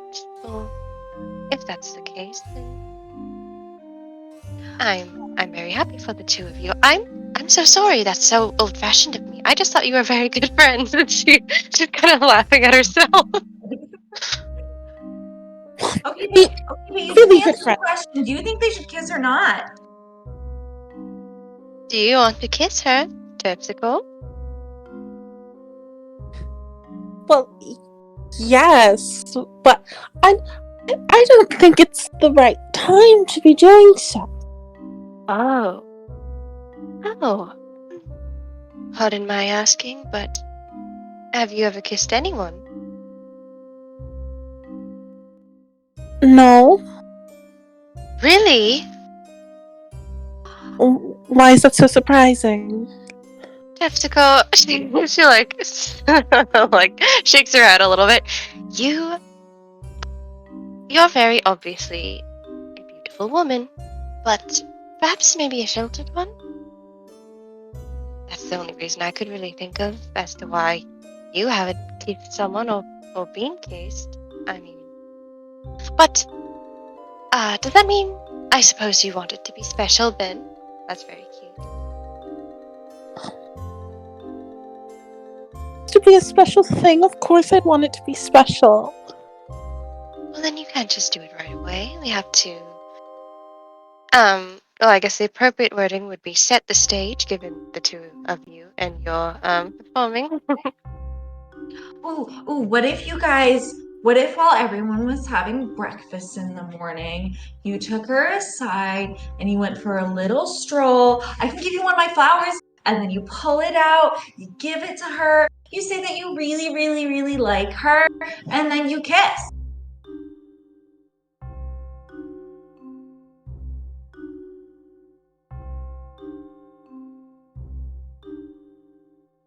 Be a little bit dangerous to go away from the party when... Well, I can be nearby. I could follow you. I've done so. Well, I mean, no, I've never done so in the past. Forget that. Charlotte, I'm really, I don't want to sound mean, but you're not the quietest person to be following people.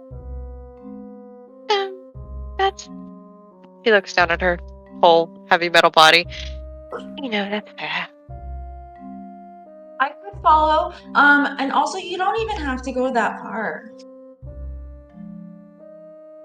Is that how you want to do it? Does that feel like you would imagine it? No. This is your first kiss. I think I would much rather us be safe and settled in town. Okay. Alright, so I'd find you. Unfortunately, I don't know much about the town, but we could try and find you a secluded location. Something romantic. Just, if you see a place that you like, just, get my attention. Okay. I will do my best to try and give you a little bit of privacy. Dory and I will I guess steer the group away.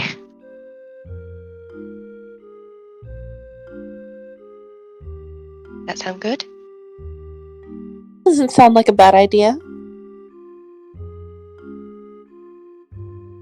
So I wonder. Oh, Dory, you have prestidigitation. Could you do some sort of beautiful, I don't know? She makes a finger waggle. Dory casts prestidigitation and makes like some sparkles around Terpsichore's face that kind of glow a little bit. But they're like, well, I can do prestidigitation, but I can do something much bigger than prestidigitation if you want me to. Oh, much bigger. Mm-hmm. What's that? You want to keep it a secret? No. I mean, you've seen me do it before. You can. Okay. So, we're in the dome, right? Yeah, so. Everyone is in the dome together. Dory casts seeming and fills the dome with like flitting little fairies and like leaves and dragonflies and glowing like orbs and things that just kind of like gently like move around the entire space. Seeming, I think, is like a 15-foot cube. Oh, that's beautiful.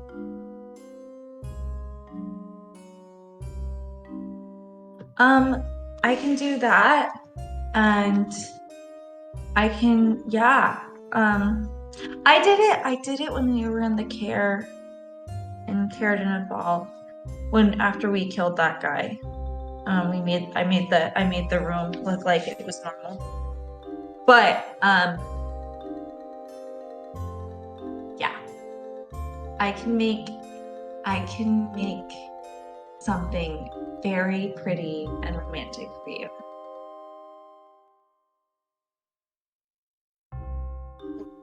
I will make sure that no one intrudes. Okay. Pretty and romantic. Seclusion.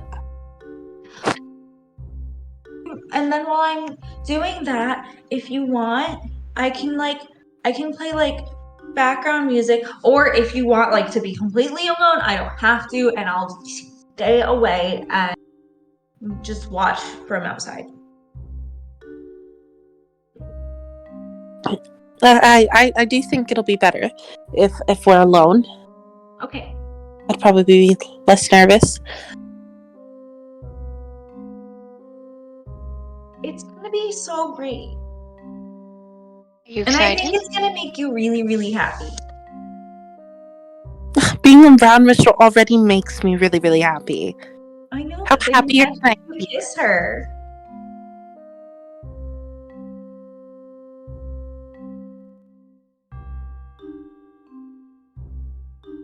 If I were any happier, I don't think I could function properly.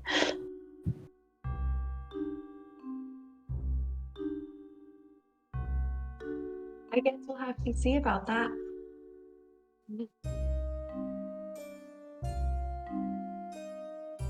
Oh, there was another thing I wanted to ask you.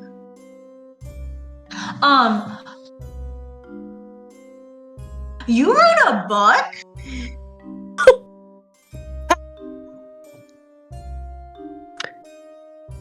Yes, I wrote a book. I didn't know you were published. It was a certain amount of time ago. About a variety of things that, while very popular, made quite a few people angry. Why? Well, what were they angry about? Well, someone found out their secrets, and then told them to me, and then I wrote a book about those secrets, and they did not like that. Oh. Oh, what sort of secret? Was it a dangerous one?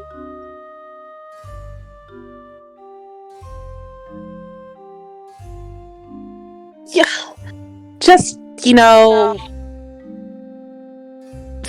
scandals, cult-like things, devil worship.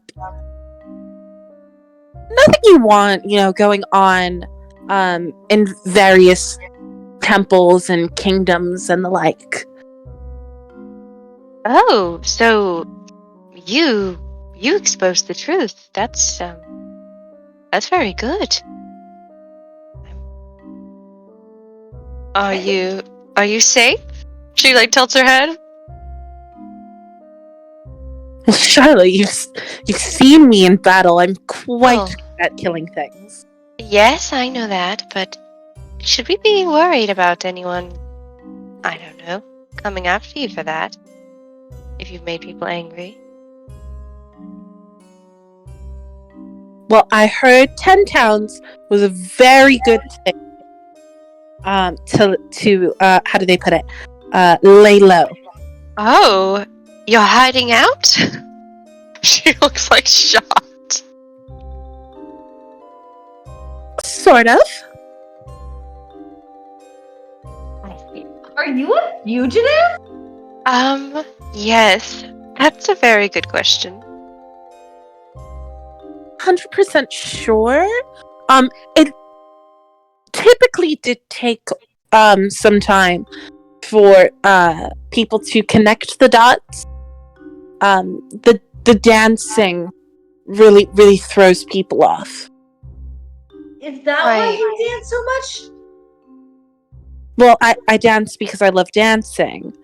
To be fair, I do not speak as eloquently as I write. I don't think you speak not eloquently. I would really like to read your book someday.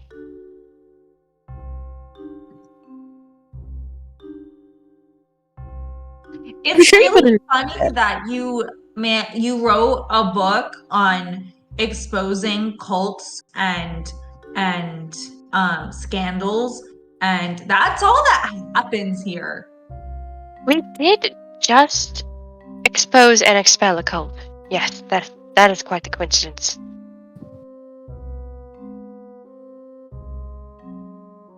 I can't say I was expecting to do that here. Well, you seem to be very good at it. I appreciate that, Charlotte. That was some very nice words. Of course. I will protect you, and I will keep an eye out for anyone who dares come near you. Though I'm sure I won't be the only one. She looks at sleeping Mistral. She snores loudly. You're in very good hands with that one, I feel like. I think so too.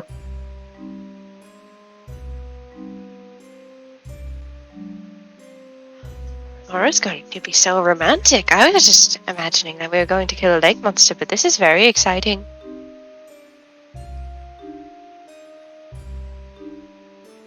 I'm very nervous about it. Were you nervous for Zarius? We don't have to talk about me. I want to know. This is about you. This is about. No. Wait, were you nervous when you first kissed Zarius? Well, I didn't really have time to prepare. It was more sudden. Why am I even talking about this? When did you first kiss? What? When did you and Zarius first kiss? You don't get to know that about me. She crosses her arm. You know everything about me. Yes, we got a John laugh. I want to make a bingo for Frostmaiden. Oh my gosh. Oh my god. God damn it. I'm just imagining this tiny robot woman. I'm just like, you don't get to know that about me. The camera's on more often. Yeah. Because their arms crossed. It's kind of like Huffy Puffy. Well, Charlotte, it's not exactly like we can ask anyone else. I do not think Schmo would be the most helpful. Granted, I do not understand how he gets all of these men, especially the past couple, because his jokes weren't that funny. Terpsichore, I think you're a bit of a harsh critic when it comes to jokes. But, I mean, that does make a lot more sense now that I know that you're a writer. It really does. They weren't funny. That's just the truth. I know, but it's a very harsh one. I think that they're funny sometimes.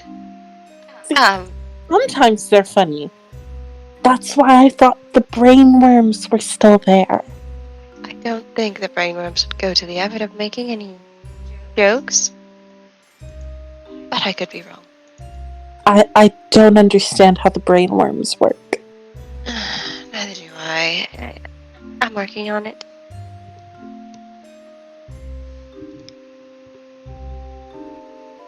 But yes. No more questions. None? Oh. I will screen them as they come. Are you and Sirius gonna like hold hands all the time now? Stop it! What did I just say? Charlotte, to be fair, I don't think you and Zarius were very good at hiding it. Yeah, I like found out a while ago. This is so rude. Like we all knew. We did all know. On one occasion, Dory and I did speak about it.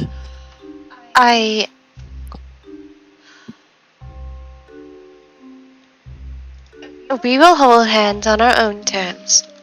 Plus, it's difficult to do on our next speak.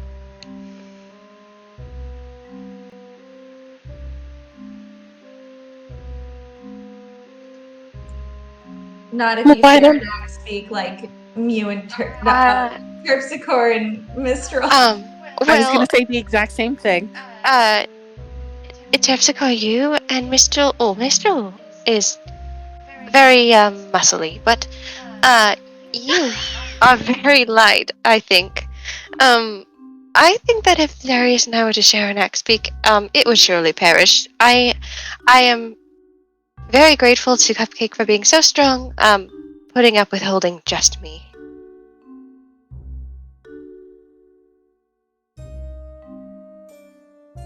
I think Zarius is light enough. He's tall, but he's like paper. I could pick him up, but that's not saying much. I'm very strong. You are very strong.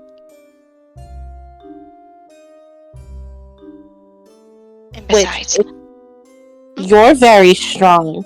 Then your axe beak has to be very strong, which means the axe beak should be able to handle you and. Well, I don't want his axe beak to be lonely. But he doesn't like his axe beak. He's scared of it. Too? What? Saying she didn't want to kiss Mistral because she was nervous, and now you don't want to hold Zarius's hand even though you were just holding hands. Is that because you're also nervous? Dory? What? Are you excited for when we get to Bremen? I wonder if there's any cute girls or boys or whatever you like there. I wonder. I kind of do. Dory's getting like really red. Charlotte is like, yes. I don't. Well, if it isn't the ramifications of our own actions.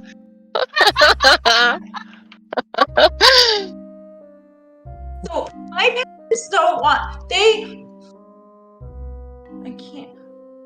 They told me that I'm not allowed to date until I'm at least my older sister's age, and if I... Your parents? Yes. How old is your older sister? 17. 17? Yes. Oh my goodness. Well, you're still allowed to have crushes though, aren't you? No. No? I don't think you can control that. I think I can control that. I think I'm very good at controlling everything. I think I know.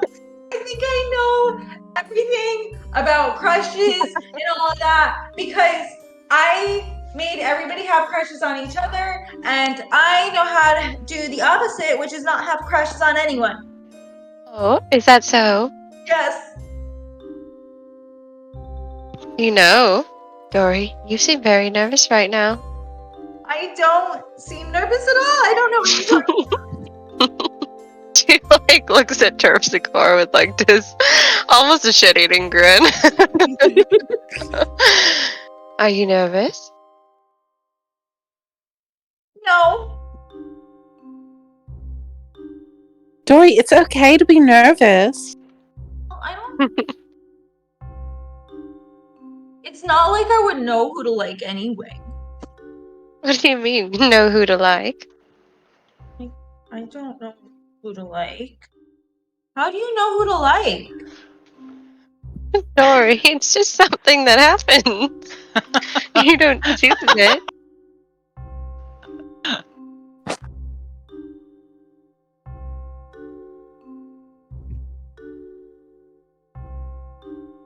What? I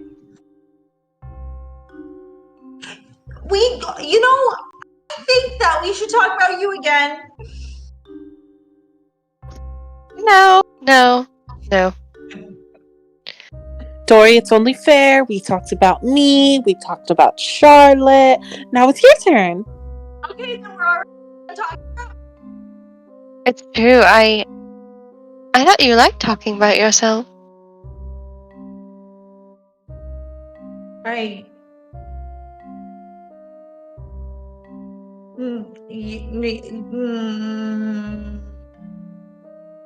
don't. Dory, you're so cute when you're embarrassed, and she ruffles your hair. Alright, I'll be nice. We don't have to talk about it anymore if you don't want to, but if you would like any advice, as long as you don't ask me about personal things, then I'm willing to help.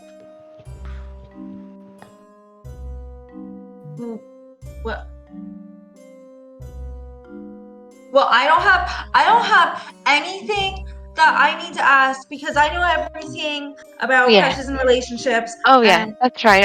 I forgot that you were a romance expert. People come to me for advice, actually. Mm-hmm.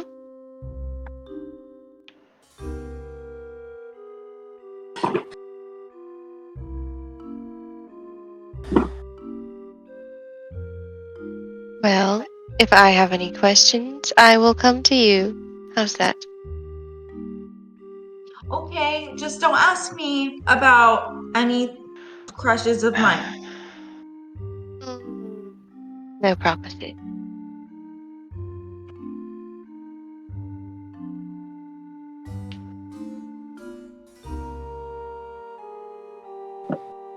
Dory, at this point, doesn't know what to do with themselves, so they're kind of just sitting there and fidgeting. You guys probably start to feel tired because it was late when you set up camp, and it's like you guys have been hanging out for quite some time now, so you're all honestly probably starting to feel sleepy from the travels of your day and the lateness of the night that it is.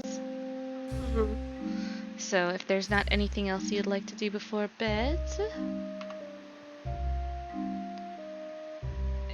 Hello, Chi. Okay, so you all head to sleep for the night under the safety of the tiny hut, Charlotte keeping watch over you. And you all kind of drift off into your own different dreams. Let me see here. As you drift off into your dreams, Zarius, you close your eyes, drifting off into dreamland.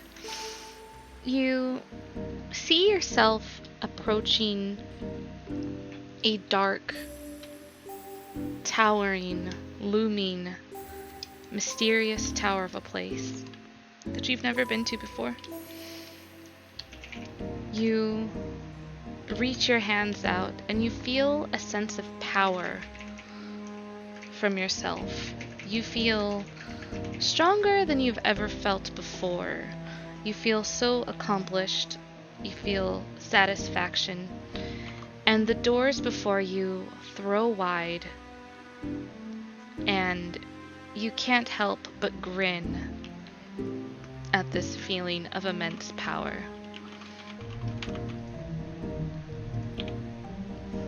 And that is your dream for the night. Charlotte, you drift off to sleep, and you hear a voice. One you've heard a long time ago. And it's a very gentle and warm voice. And you get the feeling as if though where the voice is coming from, as if this being or person or somebody or something has been watching you. You feel wrapped in a comforting warmth as this voice reaches out to you. And she says, well, you've had quite the arduous road here. I am so sorry that I haven't come to your aid sooner.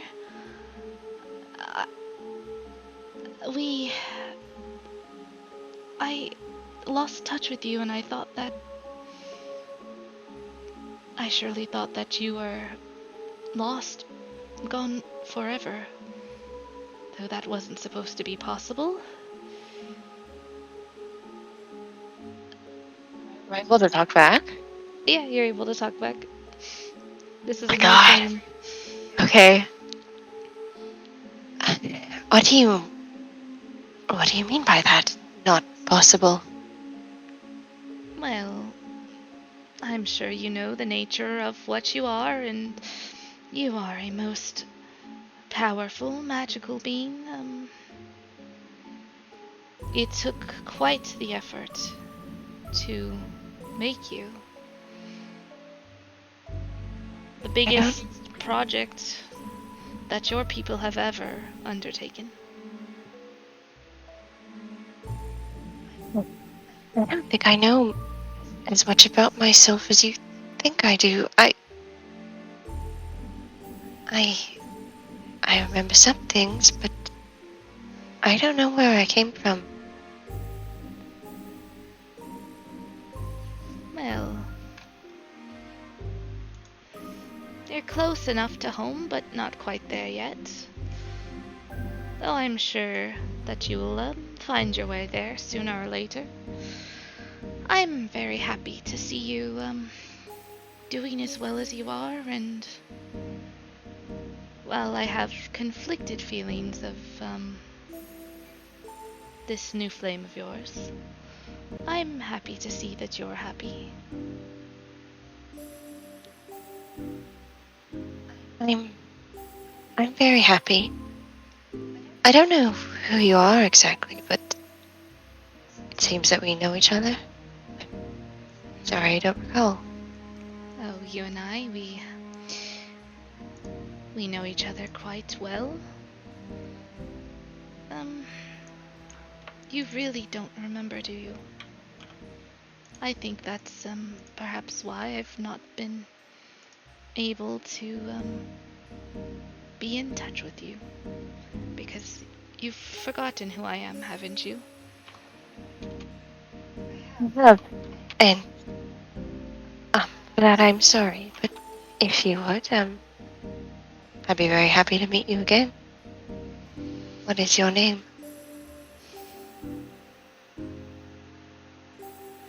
Well,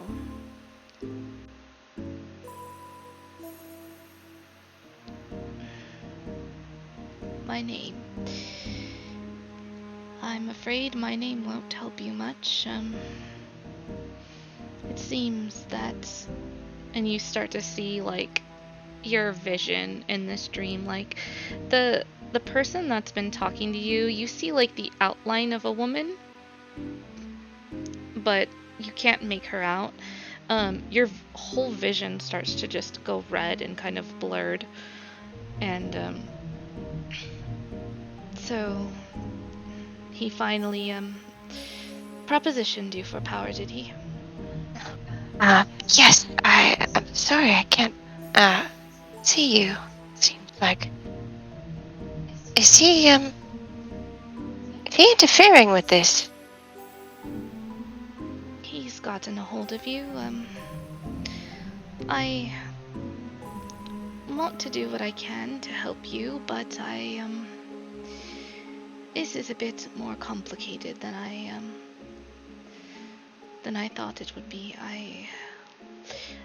I knew he was ambitious, but I never thought he would actually reach out to you. He's typically much more talk than action, and I'm quite surprised that he must have offered you a deal you couldn't have turned down. I know you're not foolish. Yes, and he did.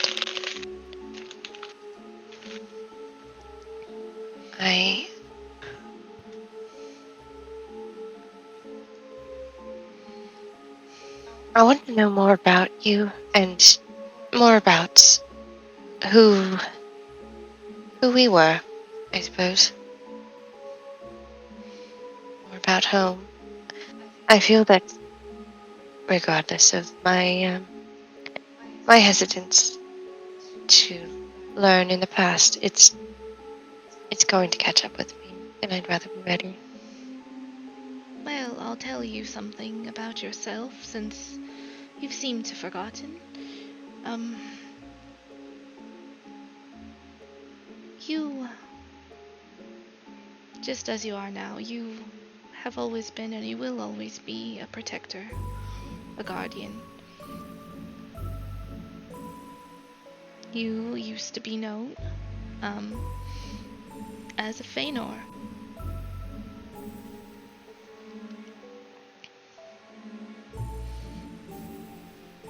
That?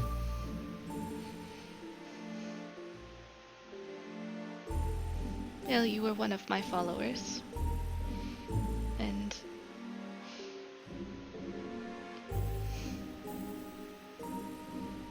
it means those of the home.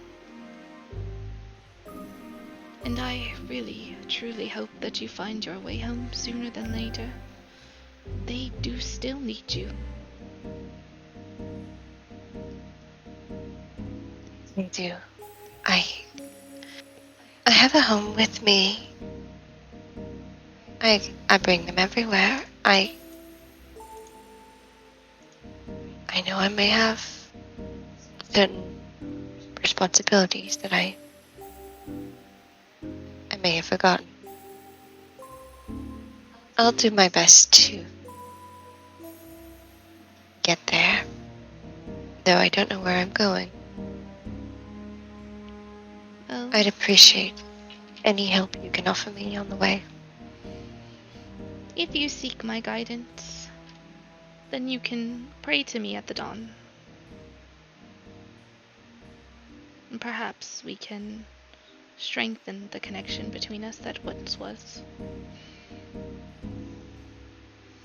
Yes. You know, I don't exactly know what you are, but I must say this is a lot more pleasant than the interactions I've had with my deity so far. He's not your deity, he's an imposter. He's an opportunistic fool, filled with rage, feeds on slaughter. I hate to say it, but he's using you. Sure, he's given you power, and I don't know what he's taken from you in return, but please do be careful. I'll be careful. Blind rage will cloud your mind. I know. I'm trying to use everything at my disposal to protect them. As the guardian of the home, I'm sure you understand. I do. And it's why I don't fault you for being tempted by what he's offered you. I feel partially at fault for not finding you first. No, whatever he has planned for me, if he intends to use me, I may just have to use him back.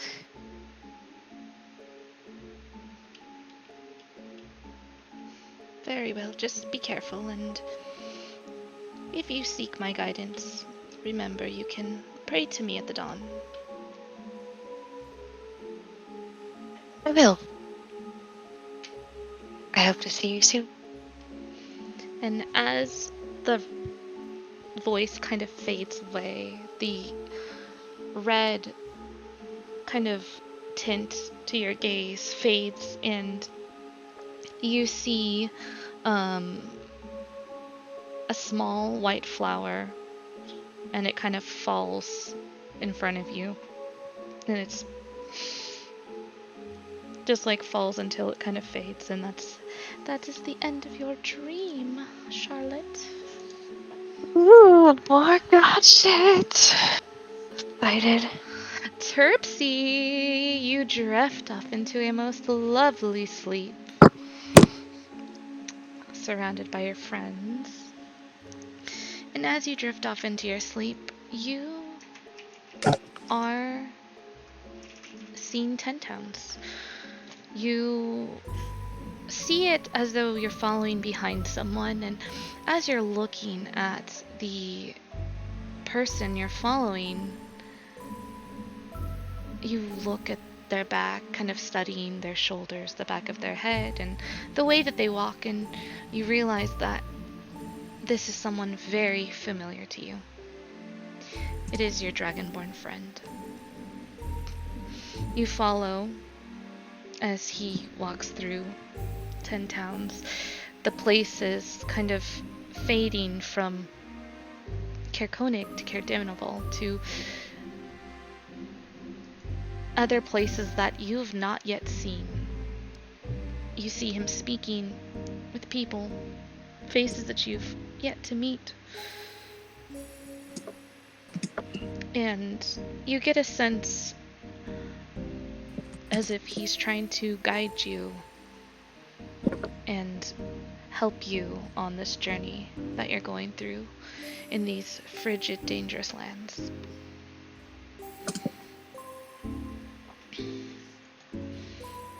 Alright. Dory, you two drift off to a nice, lovely sleep. And as you drift away, you're teleported in your dreams back to the Feywild. You peeking behind a tree, and you see the stream where you met Niru. And as you stand there behind the tree, peeking at what goes on in front of you, you see an unfamiliar woman who you can tell is an Eladrin woman. A winter Eladrin, to be exact, and she stands there in the stream, kind of humming to herself, kind of singing, and you watch as Niru approaches her. You keep watching from behind the tree, and you get a sense of happiness from the two. As this happens in front of you, you see it from a point of view of Niru's back, and you're able to see the Eladrin woman's face very clearly. And as you blink, the Eladrin in front of you changes. The face changes to another face that's similar, yet someone else. And then to another face, and another face. The faces just keep changing. Niru keeps carrying on with this Eladrin.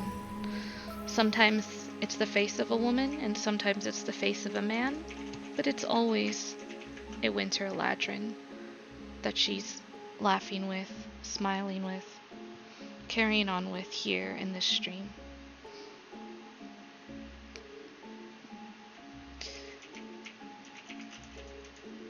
You would be able to put together that this is likely their first contract that they had. You get the feeling from seeing the familiar faces that she had reached out to find the original person that had contracted her, to find who they had reincarnated in, and followed them through time to that stream.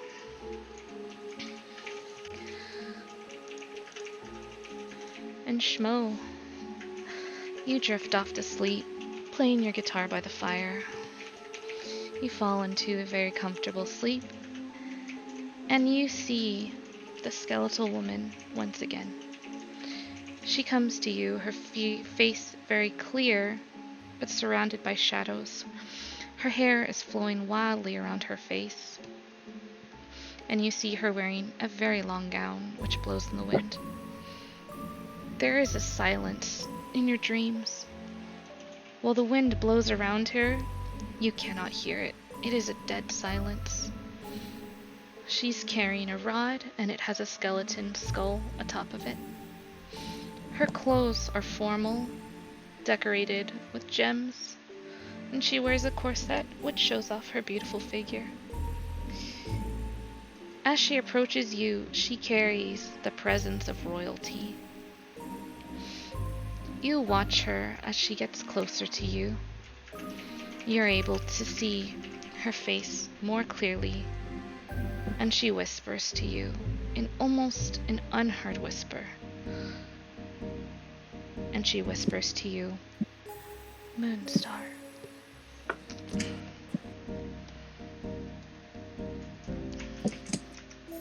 Am I allowed to respond?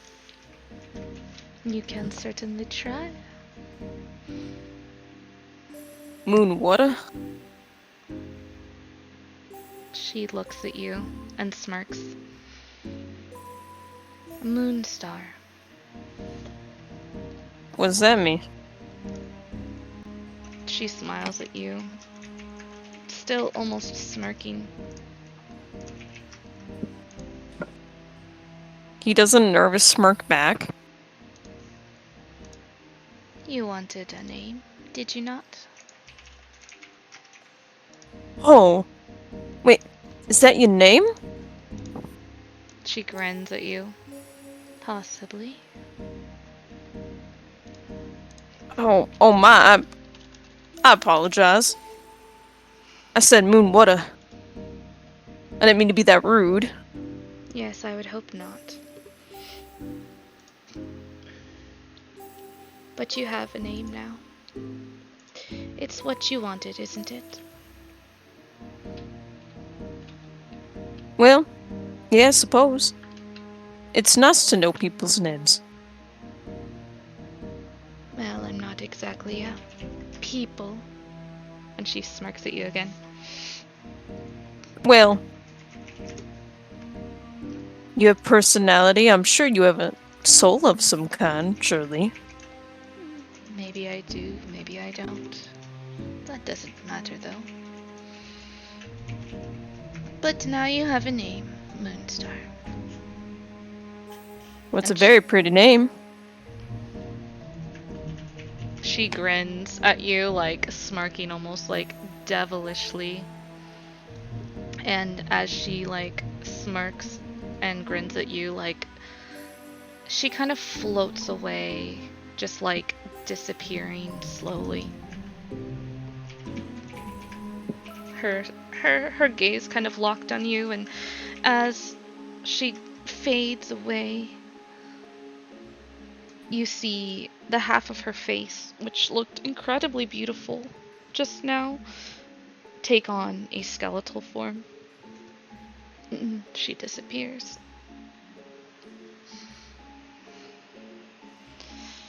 And that's everybody's dreams for the night.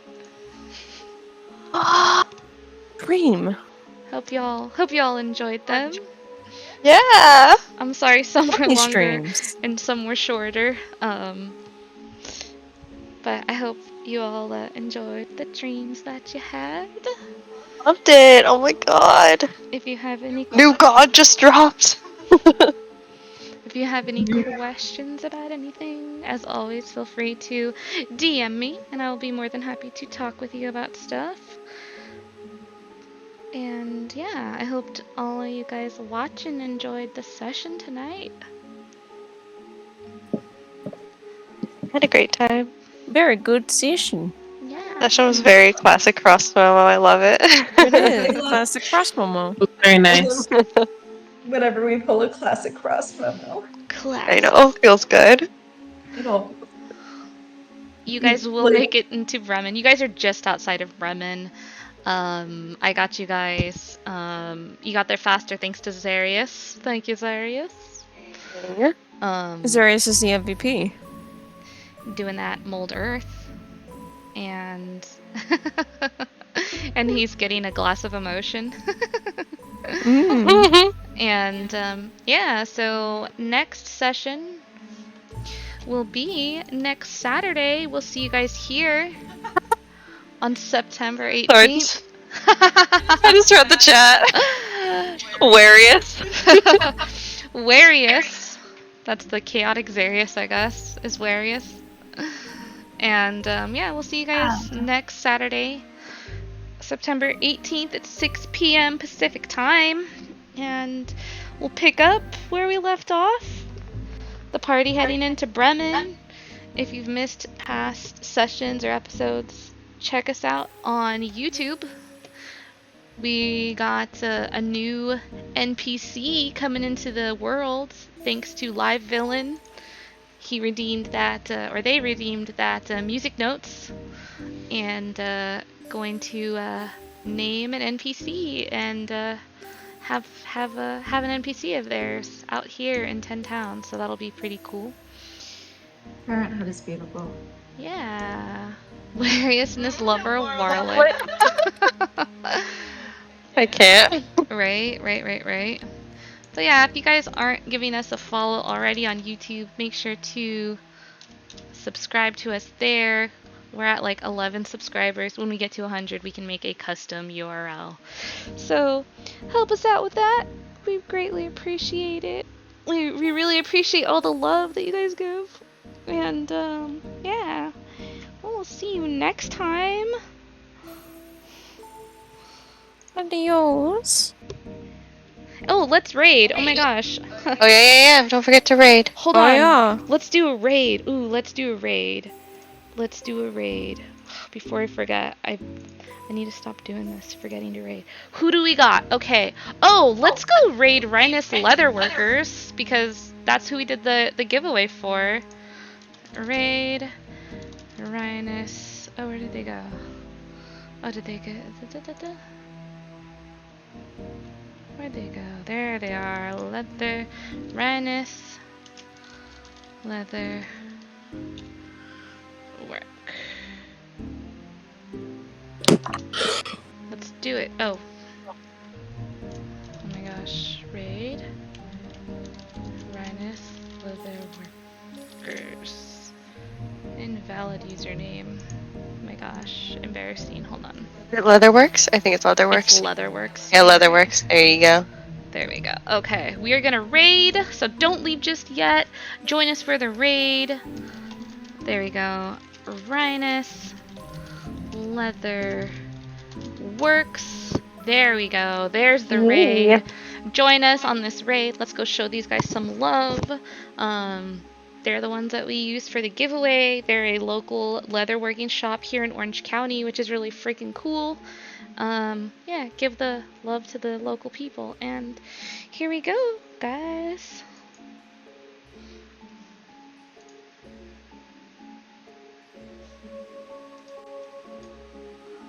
Alright. Hello! Minstrel's Tale!